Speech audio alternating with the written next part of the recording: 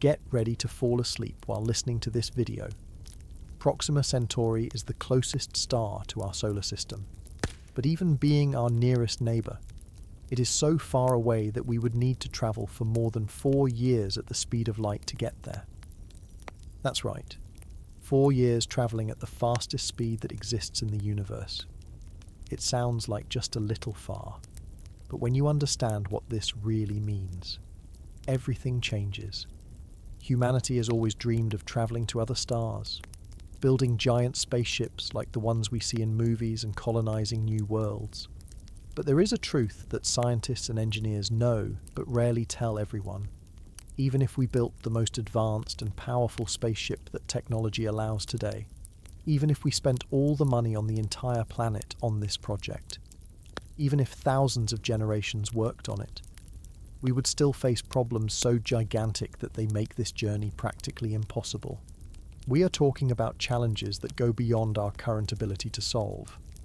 The cosmic radiation that would destroy any form of life, the absurd amount of fuel needed that would be larger than entire planets, the travel time that would last tens of thousands of years, the impossibility of communication with Earth, and physical forces so powerful that they would turn any ship into wreckage along the way.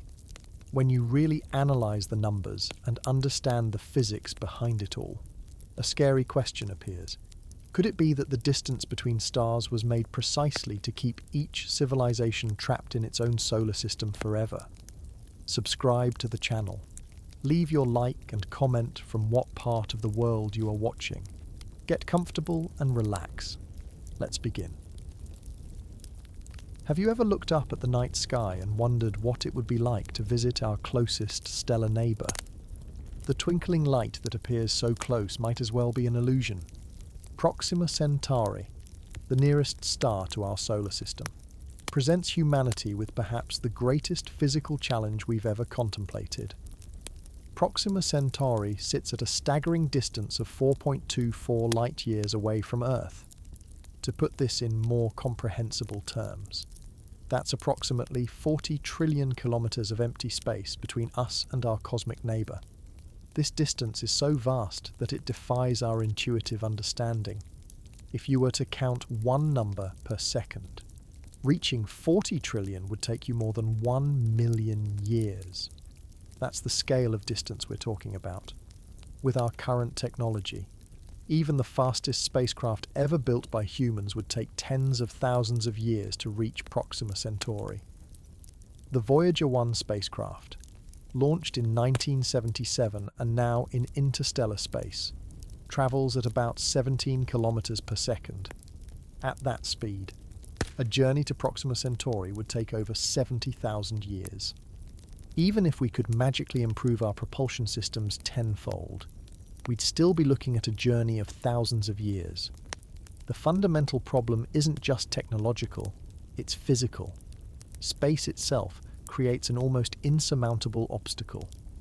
The vast emptiness separating star systems doesn't just represent distance, it represents time. Human lifespans are remarkably brief compared to the timescales required for interstellar travel.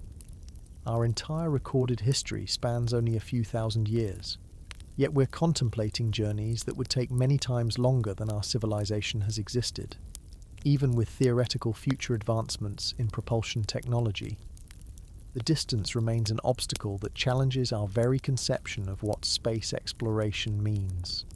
The laws of physics impose severe limitations on the velocities we can achieve in space, while science fiction often portrays interstellar journeys as taking place over convenient timeframes. The reality is far more sobering. Consider that light itself, travelling at the universe's ultimate speed limit of 300,000 kilometers per second, takes over 4 years to reach us from Proxima Centauri. Nothing can travel faster than light according to our current understanding of physics, which means that even in the most optimistic scenarios, a journey to our nearest stellar neighbour would take years, not months or days. The distance problem creates cascading challenges that compound one another. The longer a spacecraft must function, the more likely it is to experience critical failures. The more resources required for such an extended journey. the larger and more complex the spacecraft becomes. The larger the spacecraft, the more energy required to accelerate it to meaningful speeds. Each solution creates new problems in an almost endless cycle. Some have suggested generational ships, where multiple generations of humans would live and die during the journey, with only distant descendants reaching the destination. But this approach introduces enormous ethical, social, and engineering challenges. Creating a self-contained ecosystem that could function reliably for centuries or millennia exceeds our current capabilities by orders of magnitude. Another suggested approach involves putting humans into some form of suspended animation or hibernation. Yet the biological and medical challenges of safely preserving human bodies for thousands of years and then successfully reviving them may prove just as daunting as the engineering challenges of interstellar propulsion. The vastness of interstellar space also presents hazards beyond just the time required to cross it. Cosmic radiation, micrometeorites, and the accumulation of hydrogen atoms in interstellar space all pose threats to any spacecraft attempting the journey. Even tiny particles can cause catastrophic damage when encountered at the extreme velocities needed for interstellar travel. Our closest stellar neighbour also highlights a painful cosmic irony. We can see it. We can study it with increasingly powerful telescopes. We can even detect planets orbiting it. But we cannot reach it within timeframes meaningful to human experience. The distance creates a tantalizing barrier that science can observe but not cross. From an evolutionary perspective, humans simply didn't develop to conceptualize or deal with such vast distances. Our brains evolved to handle distances we could walk in days or weeks, not journeys requiring thousands of generations to complete. This cognitive limitation makes it difficult for us to truly grasp what interstellar distances mean in practical terms. The challenge of distance also impacts communication. Any message sent to a spacecraft en route to Proxima Centauri would take years to arrive, making real-time control impossible. Any emergency requiring Earth's assistance would likely prove fatal due to the communication delay alone. Perhaps the most sobering aspect of the distance barrier is its permanence. Unlike many technological challenges that yield to human ingenuity over time, the vast interstellar distances represent a fixed, immutable property of our universe. No amount of technological advancement can shrink the physical space between stars. This doesn't mean we should abandon our curiosity about nearby stars or stop developing better propulsion technologies. It simply means we need to recognize the extraordinary challenges involved and approach the problem with a clear-eyed understanding of the physical limitations involved. The stars may remain beyond our physical reach for the foreseeable future, even as our knowledge about them continues to grow through increasingly sophisticated observation techniques. The barrier of distance stands as the first and perhaps most fundamental challenge to our interstellar ambitions. It shapes every other aspect of potential missions to Proxima Centauri and forces us to confront the harsh realities of our place in the cosmos, magnificent observers of a universe we can see in increasingly exquisite detail, but largely confined to our small corner of it. The physical limits of conventional propulsion. Imagine trying to drive your car to the moon. Seems ridiculous, right? That's essentially the problem we face when contemplating interstellar travel with our current propulsion systems. The gap between what our engines can do and what we need them to do for reaching Proxima Centauri isn't just large, it's astronomical. Chemical rockets. The workhorses that took humans to the moon and our robotic explorers throughout the solar system are fundamentally inadequate for interstellar journeys. These rockets work on a simple principle.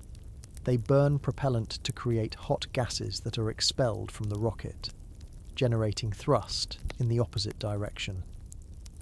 This approach has served us well for planetary exploration, but it hits a wall when contemplating the vast distances between stars. The problem lies in the basic physics described by the rocket equation, formulated by Konstantin Tsiolkovsky over a century ago. This equation mercilessly illustrates why chemical rockets can't take us to other stars. As a rocket burns fuel, It must carry not only the payload and structural mass, but also all the remaining fuel needed for the journey. This creates a compounding problem where achieving higher velocities requires exponentially more fuel, which adds more mass, which then requires even more fuel. Even if we could somehow carry unlimited fuel, which we can't, the maximum exhaust velocity of chemical rockets, about 4,500 meters per second, imposes a ceiling on their efficiency. This speed is less than 2/10,000ths of 1% of the speed of light. At such velocities, a journey to Proxima Centauri would take tens of thousands of years. More advanced propulsion concepts like ion drives offer higher efficiency by accelerating charged particles to much higher exhaust velocities. NASA's Dawn spacecraft used ion propulsion to explore the asteroid belt, achieving exhaust velocities nearly 10 times higher than chemical rockets. But even these more efficient engines would still require thousands of years to reach our nearest stellar neighbour. The fundamental issue is one of energy density. Chemical reactions simply don't release enough energy per kilogram of propellant to achieve the velocities needed for interstellar travel within human timescales. The energy contained in chemical bonds is minuscule compared to what's needed to accelerate a spacecraft to a significant fraction of light speed. Nuclear propulsion offers theoretically higher energy density. Concepts like nuclear thermal rockets could achieve exhaust velocities perhaps 2 to 3 times better than chemical rockets. But even these would fall far short of what's needed for practical interstellar travel. More exotic concepts like nuclear pulse propulsion, essentially detonating nuclear explosives behind a spacecraft, could potentially achieve higher velocities. But the engineering challenges are enormous, and the efficiency still falls short of what's needed. The most efficient propulsion system currently operational, Hall-effect thrusters, can achieve exhaust velocities of around 50,000 meters per second. While impressive compared to chemical rockets, this is still only about 0.017% of light speed. A spacecraft using such technology would still need thousands of years to reach Proxima Centauri. Another fundamental limitation is the need to carry propellant. Every kilogram of propellant must be accelerated along with the spacecraft itself, creating a vicious cycle where additional propellant requires even more propellant to accelerate it. This is why the idea of fuel-less propulsion methods like solar or laser sails has attracted attention for interstellar concepts. Solar sails use the pressure of sunlight to generate thrust, eliminating the need to carry propellant. However, solar pressure decreases with the square of the distance from the sun, making them ineffective beyond the outer solar system. Laser sail concepts, where powerful Earth-based lasers would push a lightweight sail, show more promise for interstellar applications, but would require lasers of unprecedented power and precision, far beyond our current capabilities. Even with the most optimistic projections for advanced propulsion technologies, we face the brutal reality that the propulsion challenge doesn't exist in isolation.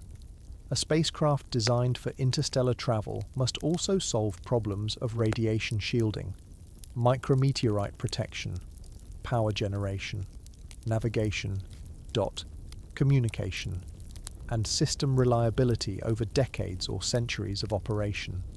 Each of these systems adds mass, which in turn requires more propulsive capability. The fundamental physics of conventional propulsion creates a situation where diminishing returns set in quickly.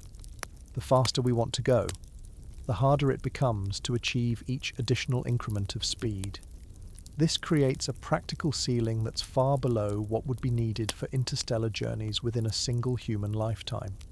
Some theoretical propulsion concepts like antimatter drives could potentially achieve much higher exhaust velocities, approaching a significant fraction of light speed. But antimatter production remains extraordinarily difficult and energy intensive. With current technology, producing just 1 gram of antimatter would require more energy than humanity has generated throughout history, and containing it presents challenges that make practical antimatter propulsion a distant dream. The stark reality is that our most advanced propulsion systems can achieve at best, velocities measured in tens or perhaps hundreds of kilometers per second. Yet to reach Proxima Centauri within a human lifetime would require velocities of tens of thousands of kilometers per second, a gap of several orders of magnitude. This doesn't mean interstellar travel is forever impossible, but it does highlight the extraordinary challenges involved. Rather than incremental improvements to existing technologies, reaching the stars will likely require revolutionary approaches that fundamentally reimagine propulsion. Until such breakthroughs occur, the stars remain tantalizingly visible but physically unreachable within timeframes meaningful to human experience. The limitations of conventional propulsion serve as a humbling reminder of our place in the cosmos. We've become accustomed to technology overcoming seemingly impossible challenges, but the physics of propulsion combined with the vast scale of interstellar space creates barriers that may prove among the most difficult humanity has ever faced. The limitations of our propulsion systems lead directly to another fundamental problem that makes interstellar travel seem increasingly like an impossible dream. Beyond the physics of thrust and acceleration lies a more basic constraint: the sheer amount of energy required for such a journey. The energy requirements for a mission to Proxima Centauri are almost impossible to comprehend. To appreciate the scale of the problem, consider what it would take to send even a modest spacecraft, say, 1,000 kilograms, to our nearest stellar neighbour within a human lifetime. Accelerating such a craft to just 10% of the speed of light, still a 30-year journey, would require approximately 4.5 times 10 to the power of 17 joules of energy. To put that in perspective, this is roughly equivalent to the entire energy consumption of human civilization for an entire year. And that's just for a relatively small, uncrewed probe. A crewed mission would need to be orders of magnitude larger to accommodate life support systems, radiation shielding, and all the other necessities for human survival. The energy requirements would scale accordingly, quickly reaching levels that exceed our planet's total energy budget by factors of hundreds or thousands. What makes the energy equation even more daunting is the need for perfect efficiency, an impossibility in the real world. Every real propulsion system loses energy to heat, radiation, and other inefficiencies. Even the most efficient engines we can theoretically design would waste significant portions of their energy input. This means the actual energy required would be substantially higher than the ideal calculations suggest. The problem compounds when we consider the source of this enormous energy. Where would it come from? Current nuclear fission reactors are far too heavy and inefficient for interstellar missions. Fusion power, despite decades of research, remains elusive as a practical energy source even on Earth, let alone as a compact power plant for spacecraft. Solar power becomes increasingly useless as a craft moves away from the sun, dropping off with the square of the distance. Some have suggested matter-antimatter reactions as the ultimate energy source, since they convert mass to energy with perfect efficiency according to Einstein's famous equation. However, antimatter production remains extraordinarily inefficient. With current technology, it takes roughly 100 billion times more energy to produce antimatter than the energy we get back from it, even if we could somehow solve the production problem. Storing antimatter safely for decades presents challenges that may be physically impossible to overcome. The energy requirements create a vicious cycle with the propellant problem. More energy typically means more fuel, which means more mass, which in turn requires even more energy to accelerate. This is why the energy calculations for interstellar missions often assume some form of external energy supply, such as beamed power from massive solar arrays orbiting close to the Sun. But building the infrastructure for such systems would itself be a project of unprecedented scale, requiring resources equivalent to a significant fraction of the global economy. Even nuclear pulse propulsion, which would use small nuclear explosions to push a spacecraft, faces severe energy constraints. While it could theoretically achieve higher velocities than chemical rockets, the total energy requirements remain prohibitive. and the engineering challenges of surviving repeated nuclear detonations over years or decades remain unsolved. The most energy-efficient propulsion concept might be a solar or laser sail, which eliminates the need to carry fuel. But even here, the energy requirements are staggering. A laser powerful enough to push a lightweight sail to a significant fraction of light speed would require more power than all human civilization currently generates. The laser itself would need to be precisely focused over interstellar distances, a feat that may be physically impossible due to diffraction limits. The tyranny of the energy equation applies regardless of the specific technology used, whether nuclear, antimatter, beamed power, or some as yet undiscovered source. The fundamental problem remains. Accelerating any significant mass to the speeds required for interstellar travel within human timescales requires energy on a scale that dwarfs anything humanity has ever harnessed. This energy barrier might ultimately prove more fundamental than any technological limitation. We can imagine more efficient engines, lighter materials, or more compact power sources. But the basic physics of accelerating mass through space doesn't change. The energy requirements for interstellar travel aren't just beyond our current capabilities. They may be beyond any practical capability of a planetary civilization. Some have suggested that the energy problem could be circumvented through radical miniaturization. Perhaps future technology might allow us to send tiny probes weighing just grams or even milligrams to other stars. While this would indeed reduce the energy requirements, it introduces new challenges in building sufficiently capable systems at such small scales. And, for human travel, there are hard biological limits to how small a habitat can be. What the energy calculations ultimately reveal is that interstellar travel isn't just technically challenging, it may be economically impossible. Even if we could build the technology, the resource allocation required might never make sense for any civilization. The resources needed to send humans to even the nearest star might be better spent on thousands of other projects with more immediate benefits. The energy barrier stands as perhaps the most sobering of all the challenges facing interstellar travel. Unlike many technological problems, which yield to human ingenuity over time, the energy requirements for accelerating mass across interstellar distances represent a fundamental physical constraint that no amount of clever engineering can eliminate. As long as we're bound by the physics of our universe and the constraints of transporting physical objects across space, the energy equation will continue to cast a long shadow over our interstellar ambitions. Yet even if we could somehow solve the enormous energy requirements for interstellar travel, we would immediately run into another fundamental barrier that makes the journey seem even more impossible: the cosmic speed limit established by Einstein's special relativity. The universe appears to have a built-in speed limit that no material object can exceed: the speed of light in vacuum, approximately 300,000 kilometers per second. While this seems incredibly fast by everyday standards, enough to circle the Earth 7.5 times in a single second, it's agonizingly slow on the scale of interstellar space. At this ultimate speed limit, it would still take 4.24 years to reach Proxima Centauri. And that's assuming you could somehow accelerate instantaneously to light speed, which physics tells us is impossible for any object with mass. The light speed barrier isn't just a technological limitation that better engineering might overcome.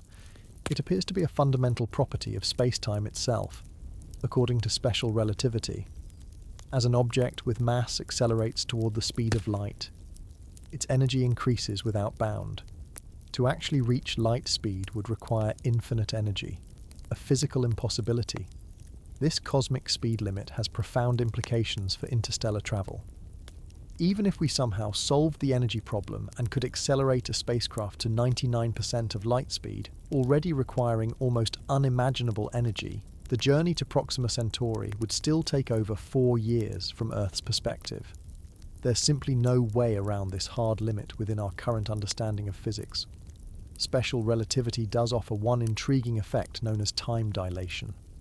As an object approaches the speed of light, time passes more slowly for it compared to a stationary observer. At 99% of light speed, a clock on the spacecraft would tick at about 1/7 the rate of Earth clocks. This means that for the travelers themselves, a 4-year journey might subjectively feel like only 7 months. This time, dilation effect increases dramatically as you get even closer to light speed. At 99.9% of light speed, the travelers would experience only about 2 months passing during the 4-year journey. This might seem like a solution to the long travel times, but it comes with its own set of profound complications. The time dilation effect means that travelers returning from such a journey would find that much more time has passed on Earth than they experienced on the ship. A round trip to Proxima Centauri at near light speed might take only a few years of subjective time for the travelers, but they would return to an Earth where decades or even centuries had passed. Everyone they knew would be dead, and human civilization might be unrecognizably transformed. This desynchronization between traveler time and Earth time creates enormous social and psychological challenges. Interstellar travelers would effectively be volunteering to leap far into the future, never to return to the world they knew. Any meaningful two-way communication or trade becomes impossible when messages take years to travel in each direction, and when the passage of time is experienced so differently. The relativistic effects also create technical challenges for navigation and communication. At speeds approaching light speed, the Doppler effect would drastically shift the frequency of any signals received from Earth, requiring specialized equipment to compensate. The view ahead would be concentrated and blue shifted, while the view behind would be red shifted, creating navigational challenges unlike anything experienced in conventional space travel. There's also the problem of acceleration. Even if we had unlimited energy, human bodies can only withstand limited acceleration forces. A comfortable acceleration of 1 g, equivalent to Earth's gravity, would take about a year just to reach 99% of light speed. This acceleration phase, plus an equal deceleration phase at the destination, would add significantly to the total mission time. The light speed barrier seems even more unyielding than the energy barrier because it appears to be woven into the fabric of reality itself. While we can imagine technological solutions to the energy problem, like harnessing the entire output of a star, the speed limit imposed by special relativity isn't something that better technology can overcome. It's a fundamental constraint of our universe. Some theoretical physicists have speculated about potential loopholes in this cosmic speed limit, such as wormholes or space warping based on general relativity. However, these remain highly speculative, and most would require exotic forms of matter with negative energy density that may not exist in our universe. Even if such exotic physics turns out to be possible, the engineering challenges of manipulating space-time would dwarf those of conventional propulsion by orders of magnitude. The special theory of relativity has been confirmed by countless experiments over the past century. Every attempt to find exceptions to its predictions has failed, reinforcing the view that the speed of light represents an absolute cosmic speed limit. This isn't just a temporary technological roadblock. It's a fundamental property of our universe that shapes what is physically possible. For practical purposes, this means that even the most optimistic scenarios for interstellar travel involve journey times measured in years or decades, not days or weeks. The dream of rapid interstellar travel depicted in science fiction, where stars are just a quick jump away, appears to be physically impossible according to our best understanding of how the universe works. The light speed barrier, combined with the vast distances between stars, creates a sobering reality. The stars may remain forever beyond our reach in any meaningful human time frame. We can observe them, study them, and learn incredible things about them through astronomy. But physically visiting them may remain an elusive dream, not because we lack the imagination or determination, but because the fundamental physics of our universe simply doesn't allow it. Beyond the fundamental limitations of physics that restrict our travel speed, there are other formidable challenges that await any spacecraft attempting to journey to Proxima Centauri. Even if we could somehow overcome the energy requirements and relativistic limitations, our spacecraft would face a constant, invisible threat that permeates the void between stars. Cosmic radiation. Space isn't truly empty. The interstellar medium is filled with high-energy particles that pose a severe hazard to both spacecraft systems and any living organisms aboard. These particles come in several forms, each presenting unique challenges for long-duration space missions. Galactic cosmic rays consist primarily of high-energy protons and atomic nuclei stripped of their electrons, accelerated to nearly the speed of light by distant cosmic events like supernovae. These particles carry enormous energy, sometimes thousands of times greater than the particles produced in our most powerful particle accelerators. When they strike matter, they can penetrate deep into materials, causing ionization that damages electronics, degrades materials, and harms living tissue. Unlike radiation within our solar system, cosmic radiation in interstellar space cannot be avoided by clever route planning or timing. It comes from all directions, created by events across our galaxy and beyond.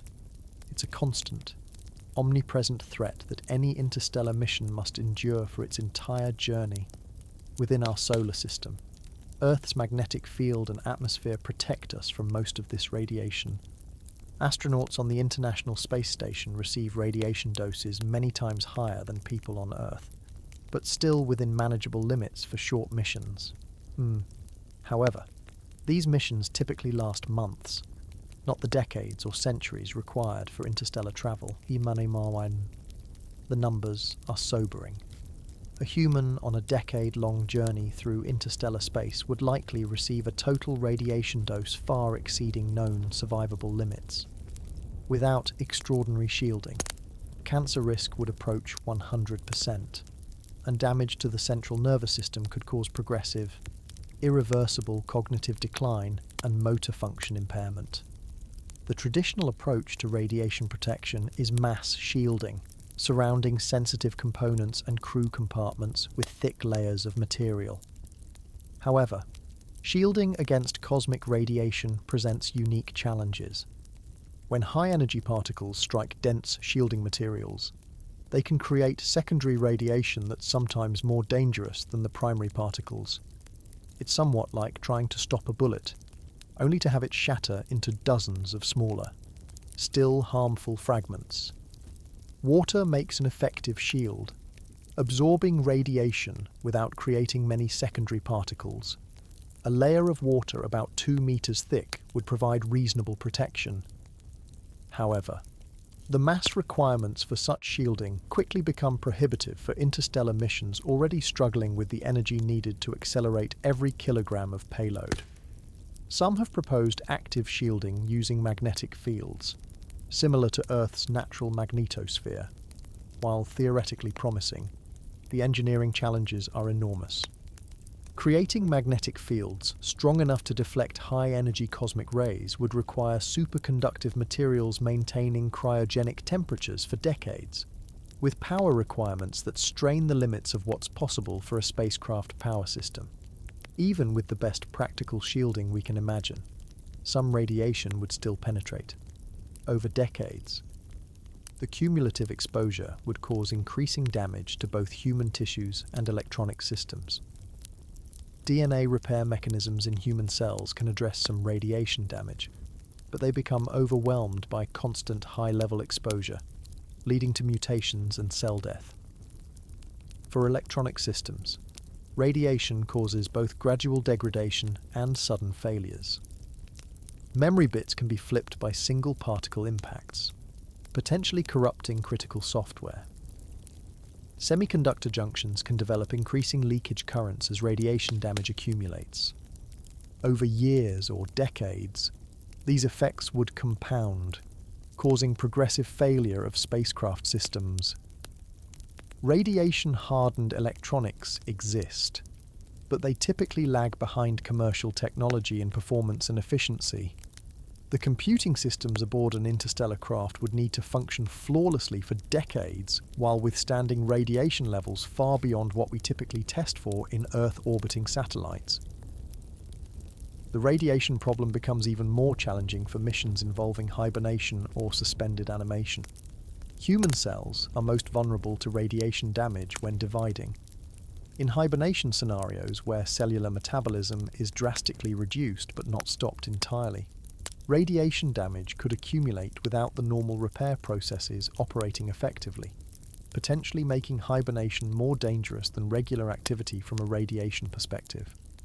For generational ships, where people would live entire lives aboard during the journey, radiation presents intergenerational risks. Genetic damage from radiation could accumulate across generations, potentially threatening the viability of the mission's human population before it ever reaches its destination. Plants grown for food would also suffer radiation effects, potentially reducing crop yields over time or introducing mutations that could alter nutritional content.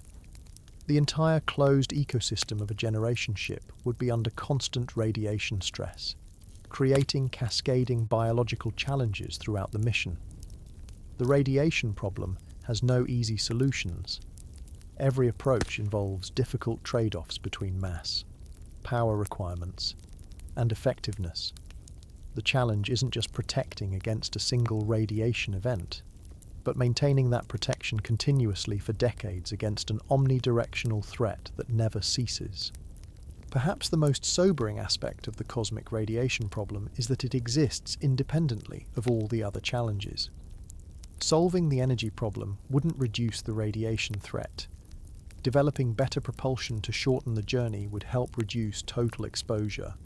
But even a mission lasting only decades would still face severe radiation challenges. This invisible, penetrating hazard represents yet another fundamental barrier to interstellar travel, not a limitation of our technology that future advances might overcome, but a basic property of the interstellar environment that any physical mission must contend with. The space between stars isn't just vast. It's filled with particles carrying enormous energy that methodically damage anything passing through, creating a gauntlet of radiation that may prove as limiting as the distances themselves.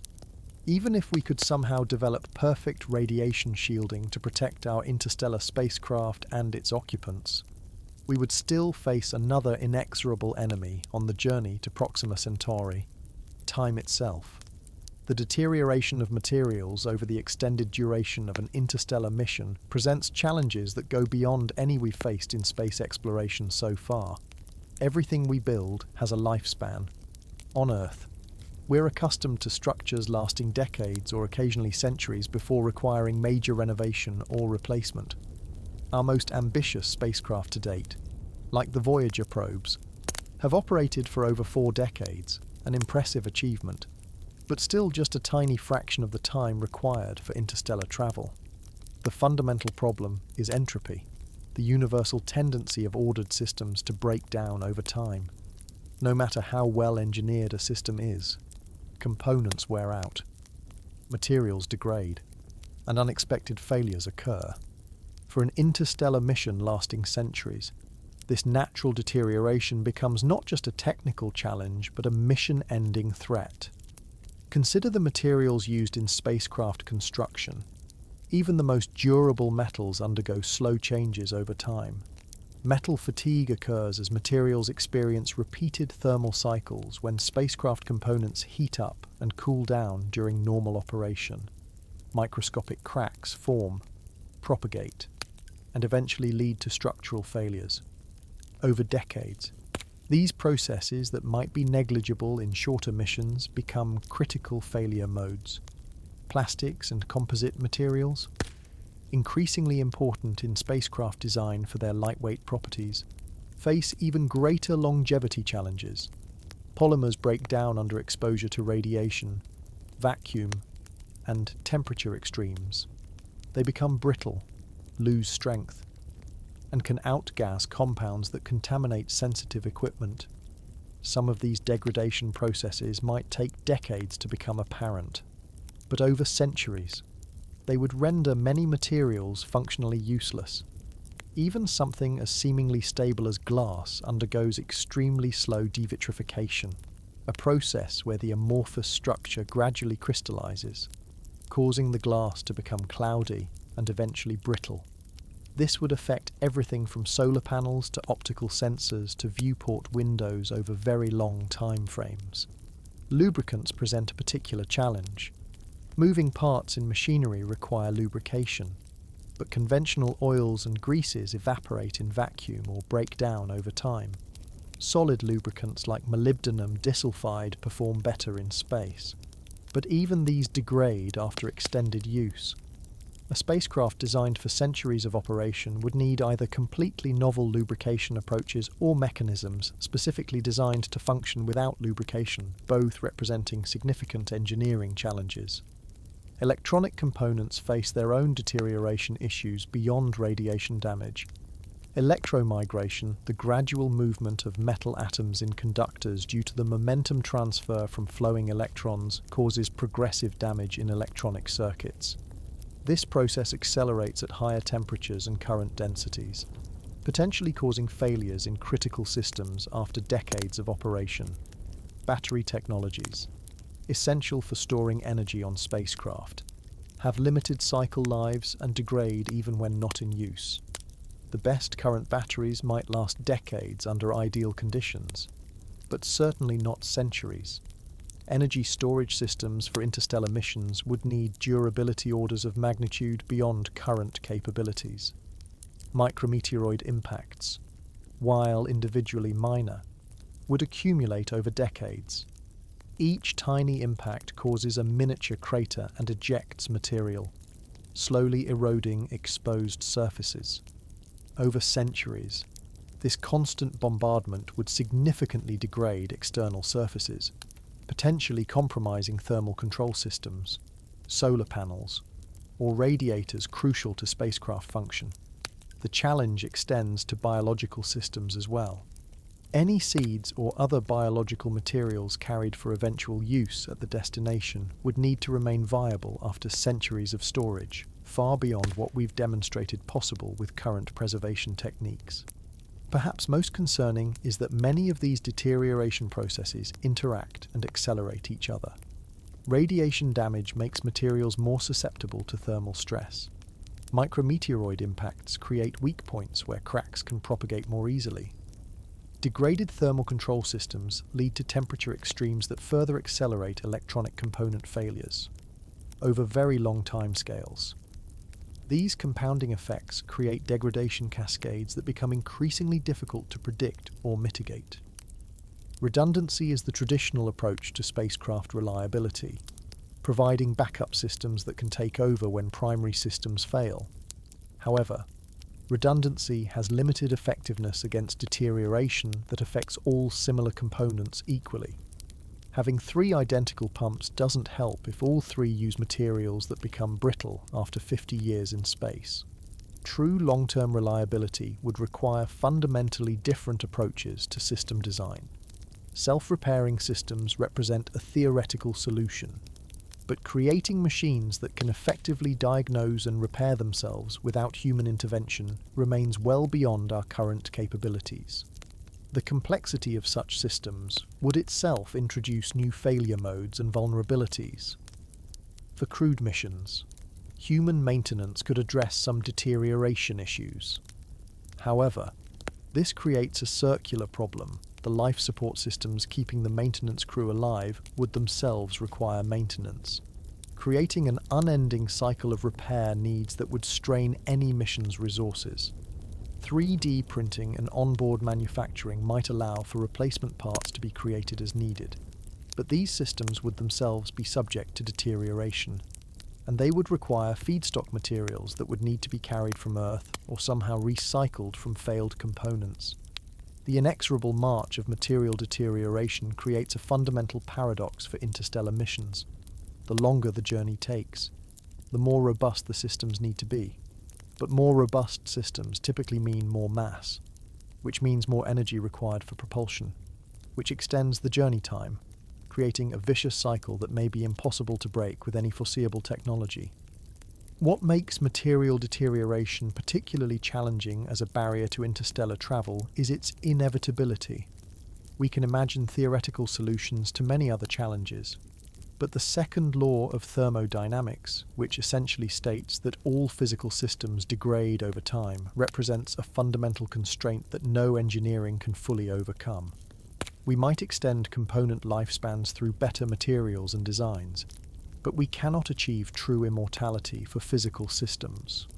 The deterioration of materials over centuries of operation in the harsh environment of interstellar space may ultimately prove as limiting as the vast distances themselves. While material deterioration poses enormous challenges for spacecraft systems, any mission involving human travelers faces an even more fundamental set of obstacles: our bodies. The product of millions of years of evolution on Earth's surface, are simply not designed for the conditions of long-duration spaceflight. The biological barriers to crude interstellar missions may ultimately prove the most difficult to overcome. The human body evolved under constant Earth gravity, with our skeletal, muscular, cardiovascular, and other physiological systems all precisely adapted to function in this environment. Remove this gravitational constant, and our biology begins to break down in ways that become increasingly serious over time. We've already observed these effects in astronauts who spend extended periods on the International Space Station. Without the constant resistance provided by gravity, bones lose density at an alarming rate, up to 1.5% per month in some skeletal regions, over a mission lasting decades. This could lead to complete skeletal failure without effective countermeasures. Current approaches involving intensive exercise regimens have shown limited success, but none have completely halted bone loss during spaceflight. Muscle atrophy presents similar challenges. Without regular resistance, muscles weaken and waste away. While exercise can mitigate this somewhat, maintaining muscle mass during years or decades of microgravity would require hours of daily intensive workouts, creating practical challenges for spacecraft design and crew time allocation. The cardiovascular system also deteriorates in microgravity. On Earth, your heart works against gravity to pump blood upward to your brain. In space, this resistance disappears, leading to fluid shifts that cause the heart to weaken over time. Studies of returning astronauts have shown concerning cardiovascular changes even after missions of just 6 months, a tiny fraction of the time required for interstellar travel. Our vision system degrades in space as well, with many astronauts experiencing serious vision problems due to fluid shifts that increase pressure on the optic nerve. Some of these changes have proven persistent even after returning to Earth, raising concerns about irreversible damage during very long missions. The immune system weakens in the space environment, with studies showing reduced function of immune cells and reactivation of latent viruses. Combined with the closed environment of a spacecraft, where microbes could evolve increased virulence over time, this creates serious infection risks for long-duration missions. Beyond these physiological challenges lie equally serious psychological barriers. Humans are social creatures evolved to live in natural environments with day-night cycles, changing seasons, varied landscapes, and diverse social interactions. The extreme confinement and isolation of an interstellar spacecraft would create psychological stresses beyond anything humans have experienced. The longest continuous human spaceflight to date lasted just 437 days, achieved by Russian cosmonaut Valery Polyakov on the Mir space station. Even during this relatively short mission, psychological challenges were significant. Scaling this experience to decades or centuries creates questions about whether human psychology could withstand such extended isolation and confinement without breaking down. Studies of isolated environments on Earth, such as Antarctic winter overcruise or submarine deployments, consistently show psychological challenges including depression, interpersonal conflicts, and cognitive decline emerging after just months of isolation, far shorter than interstellar timescales. While careful crew selection and training can mitigate these effects somewhat, no amount of screening can prepare humans for isolation measured in decades. Life support systems present another biological challenge. A crewed spacecraft must continuously provide breathable air, clean water, temperature control, waste processing, and food, all without failure for the entire mission duration. Our most advanced life support systems still require regular maintenance and occasional resupply from Earth. Creating truly closed-loop systems that could function autonomously for decades exceeds our current capabilities by orders of magnitude. Perhaps the most fundamental biological barrier is the human lifespan itself. Even with optimal medical care and assuming we solve all the physiological problems of long-term spaceflight, humans typically live less than 100 years. A one-way journey to Proxima Centauri using any foreseeable propulsion technology would likely exceed a single human lifespan, raising the prospect that those who depart might not survive to reach the destination. This leads to the concept of generation ships, where multiple generations would live and die during the journey, with only distant descendants reaching the target star. But this approach introduces entirely new biological challenges, particularly around reproduction and genetic diversity. Human reproduction in the space environment remains largely untested. Animal studies suggest that fetal development, which evolved under Earth gravity, may face serious complications in microgravity. The radiation environment of deep space could cause genetic damage to reproductive cells, potentially leading to increased birth defects or fertility problems.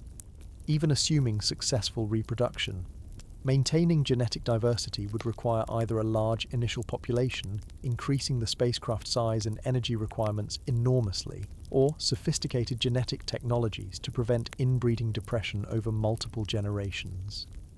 Most studies suggest a minimum viable population of at least several hundred individuals would be needed to maintain genetic health over centennial timescales, creating enormous challenges for spacecraft life support capacity.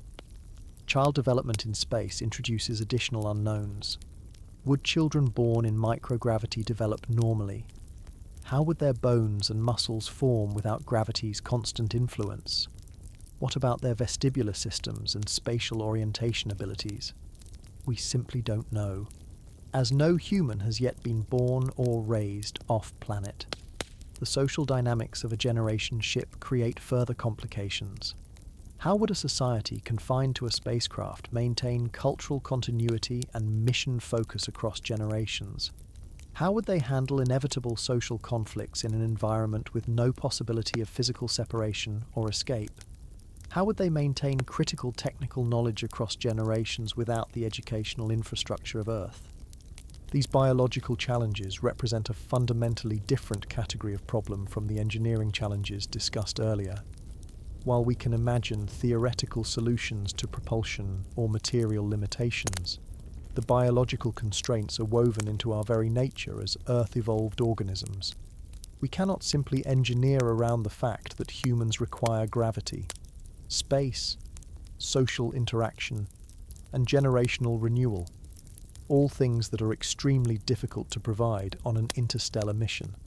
The biological barriers to interstellar travel suggest that if humans ever reach other stars, it may be through means very different from conventional spaceflight, perhaps through robotic missions that carry human genetic material or digital consciousness rather than living human bodies. Our biology, exquisitely adapted for life on Earth's surface, may simply be incompatible with the realities of interstellar travel. Beyond the daunting technical and biological challenges of interstellar travel lies another barrier that receives less attention but may ultimately prove the most limiting: the sheer economic impossibility of such missions. The financial and resource requirements for interstellar travel exceed anything human civilization has ever attempted by orders of magnitude, raising fundamental questions about whether such missions could ever be justified regardless of their technical feasibility. Let's start with some numbers that illustrate the scale of the challenge. Conservative estimates for a modest, uncrewed probe to Proxima Centauri using technologies that might be achievable this century range from hundreds of billions to trillions of dollars, comparable to the entire gross domestic product of major nations. A crewed mission would likely cost tens or hundreds of trillions of dollars. potentially exceeding the entire annual economic output of human civilization. The Breakthrough Starshot Initiative, perhaps the most serious current attempt to develop interstellar capability, has proposed a tiny gram-scale probe accelerated by ground-based lasers. Even this minimalist approach would require infrastructure investments of many billions of dollars, and it represents a capability far below what would be needed for meaningful scientific exploration, let alone human travel. These enormous costs stem from the fundamental physics challenges we've already discussed. The energy requirements alone would consume resources equivalent to significant portions of global economic activity. The research and development needed to create novel materials, propulsion systems, and life support technologies would require decades of concentrated effort by thousands of highly skilled workers. The material resources required are equally staggering. Building even a modestly sized interstellar spacecraft would require large quantities of rare materials, advanced composites, and specialized electronics. The industrial base needed to produce these materials in sufficient quantities and with the necessary precision would itself represent a major economic undertaking. Launch infrastructure presents another economic barrier. Getting large quantities of material into orbit remains extraordinarily expensive. While launch costs have decreased somewhat in recent years, they remain many thousands of dollars per kilogram. An interstellar mission requiring thousands or millions of tons of material in orbit would necessitate launch capabilities far beyond our current infrastructure, requiring massive new investments. The economic challenge is compounded by the extremely long timeframes involved. Traditional economic decision-making struggles with projects that take even decades to complete. Interstellar missions, with development and travel times measured in centuries, fall completely outside conventional economic frameworks. How do you justify an investment that won't show returns until long after everyone involved, and potentially their entire civilization, has passed from the scene? This leads to the question of return on investment. What economic benefits could justify such enormous expenditures? Traditional spaceflight can point to technological spin-offs, mineral resources, or strategic advantages. Interstellar missions offer none of these in any reasonable time frame. The extreme distances mean that no physical resources could be economically transported back to Earth. Any scientific knowledge gained would take years just to transmit back at the speed of light. The opportunity costs of interstellar programs would be enormous. The same resources directed toward interstellar travel could instead address immediate human needs like poverty, disease, environmental restoration, or developing sustainable energy, all with much more immediate and quantifiable benefits. The ethical justification for prioritizing interstellar ambitions over these pressing needs becomes increasingly difficult as the price tag rises. Political sustainability represents another economic challenge. Major infrastructure projects on Earth already struggle to maintain funding across multiple election cycles and changing government priorities. Interstellar initiatives would need to maintain political and financial support not just for years or decades, but for centuries, far longer than any political system has ever sustained focused effort on a single project. Even the wealthiest nations would struggle to allocate the required resources independently. International collaboration would be essential, but coordinating financial commitments across multiple countries over extended periods introduces additional layers of economic and political complexity. Private funding faces similar challenges of continuity. Even the wealthiest individuals or corporations would find their resources inadequate for the scale required. Private entities also face additional pressures for financial returns that interstellar missions simply cannot provide within commercially relevant time frames. The economic barriers become even more pronounced when considering crewed missions.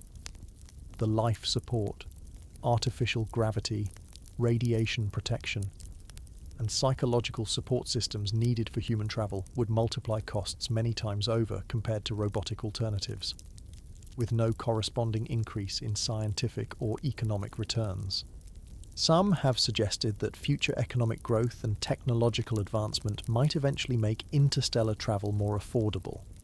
However, this assumes that economic growth can continue indefinitely at rates sufficient to bring such missions within reach, an assumption increasingly questioned by economists concerned with resource limitations and environmental constraints. The fundamental economic reality is that interstellar travel represents a nearly infinite cost for very limited tangible returns. Even if every technical challenge were solved, the economic equation remains severely unbalanced.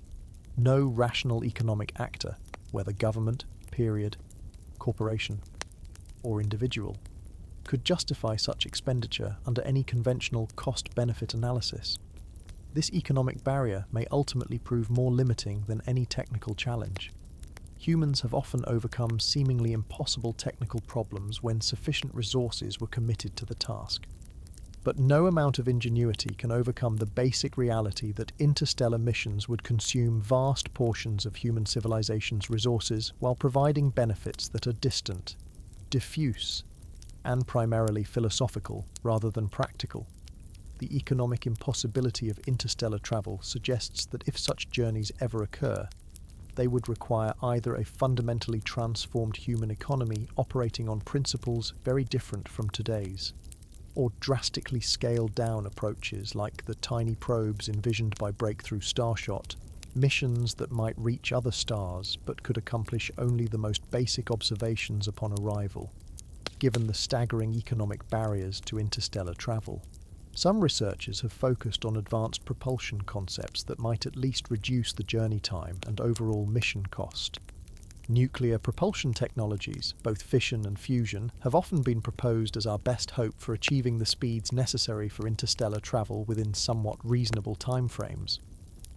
However, the practical obstacles facing these technologies reveal yet another layer of challenges that make reaching Proxima Centauri seem increasingly impossible.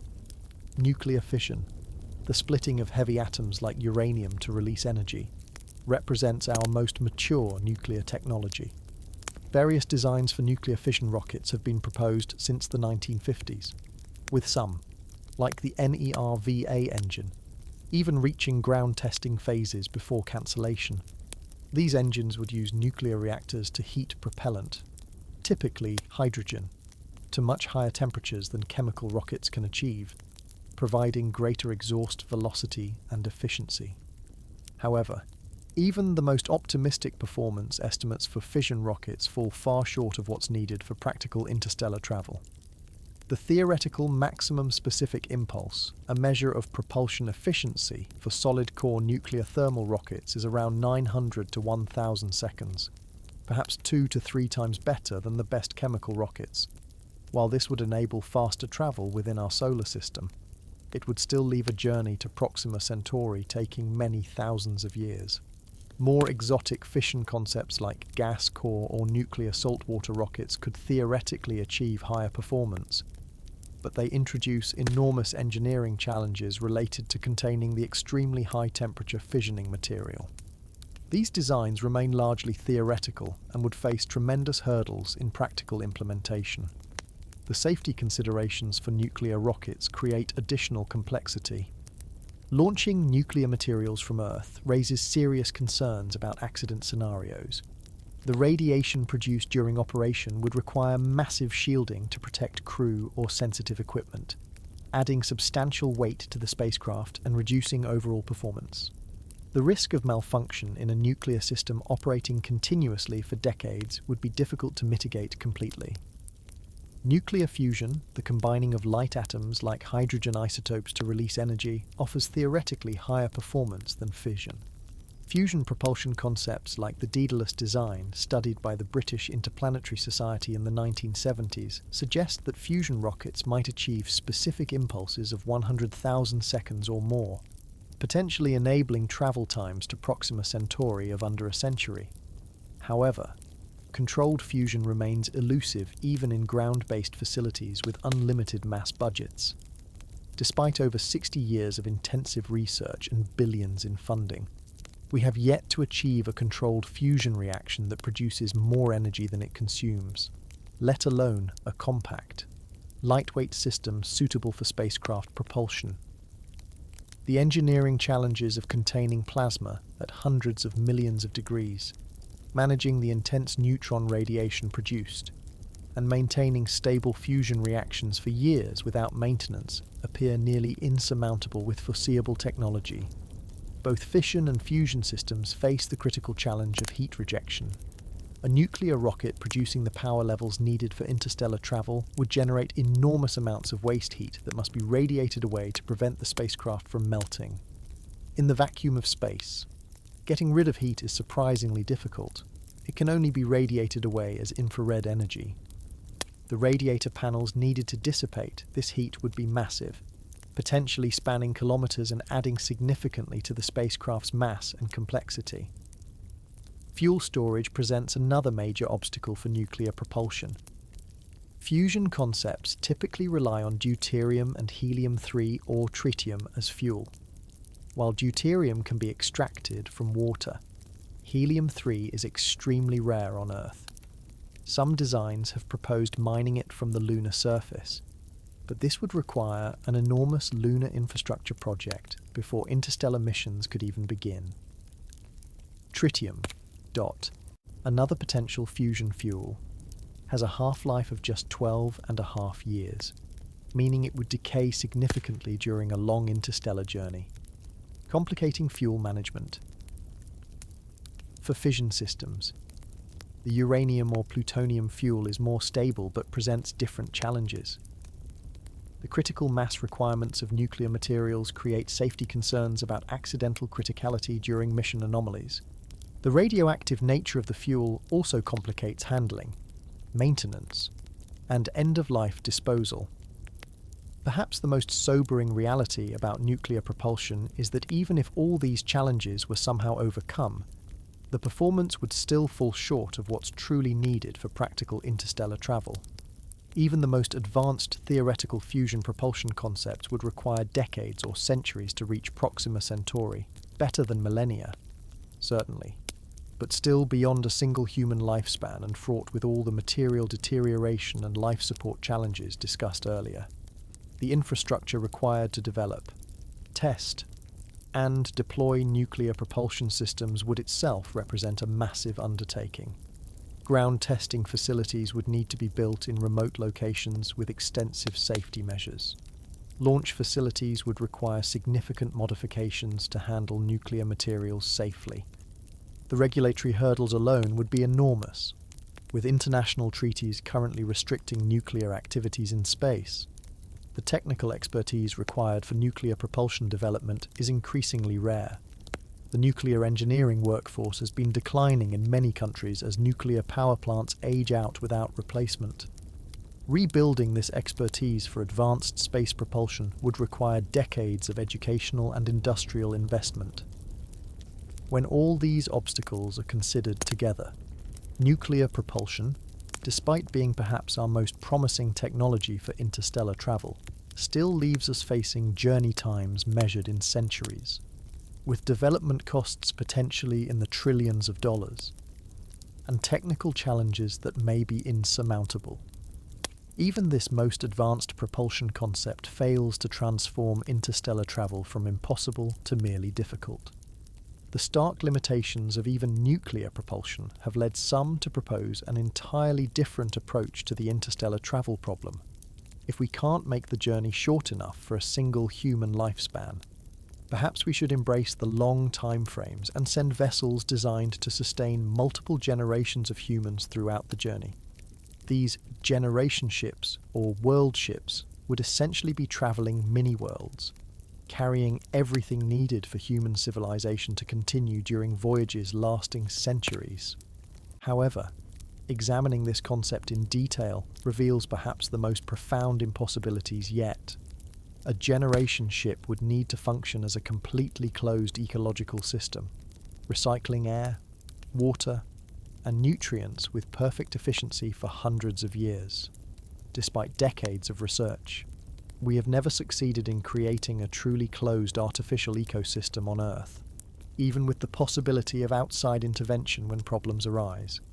The most ambitious attempt, Biosphere 2 in Arizona, ended prematurely when oxygen levels fell dangerously low and crop production proved insufficient to sustain just 8 people. The ecological complexity of creating a truly self-sustaining system is staggering. Every element that Earth's biosphere naturally cycles, oxygen, period, carbon, nitrogen, phosphorus, and dozens of trace elements, would need to be perfectly balanced within the spacecraft's systems. Any imbalance that developed over time could cascade into ecological failure. The microbial communities essential to nutrient cycling would need to remain viable and functional for centuries without external inputs. Food production would require dedicated agricultural spaces with reliable artificial lighting, irrigation, and climate control. Studies suggest that growing enough food for each person requires at minimum about 30 square meters of intensive agricultural space for a modest crew of 100 people. That's 3,000 square meters just for food production, not counting living spaces, technical areas, or redundant systems. The energy requirements for maintaining artificial light, climate control, and water purification in this closed system would be enormous and continuous. Any prolonged failure in these systems could lead to rapid ecological collapse and mission failure. The level of reliability required exceeds anything we've achieved in technological systems to date. Beyond these technical challenges lie even more daunting social and psychological obstacles.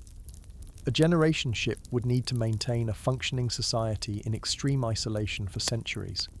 This society would need stable governance systems, methods for resolving conflicts, educational institutions to pass knowledge to new generations, and cultural traditions that maintain mission focus across centuries, all within a physically confined environment from which there is no escape. Historical examples of isolated human communities don't provide encouraging precedents, even with much larger populations than would be practical on a spacecraft. Isolated societies frequently develop severe social problems, lose technical knowledge, experience cultural drift, or suffer from authoritarian governance when resources are constrained. The genetic challenges of a generation ship are equally formidable.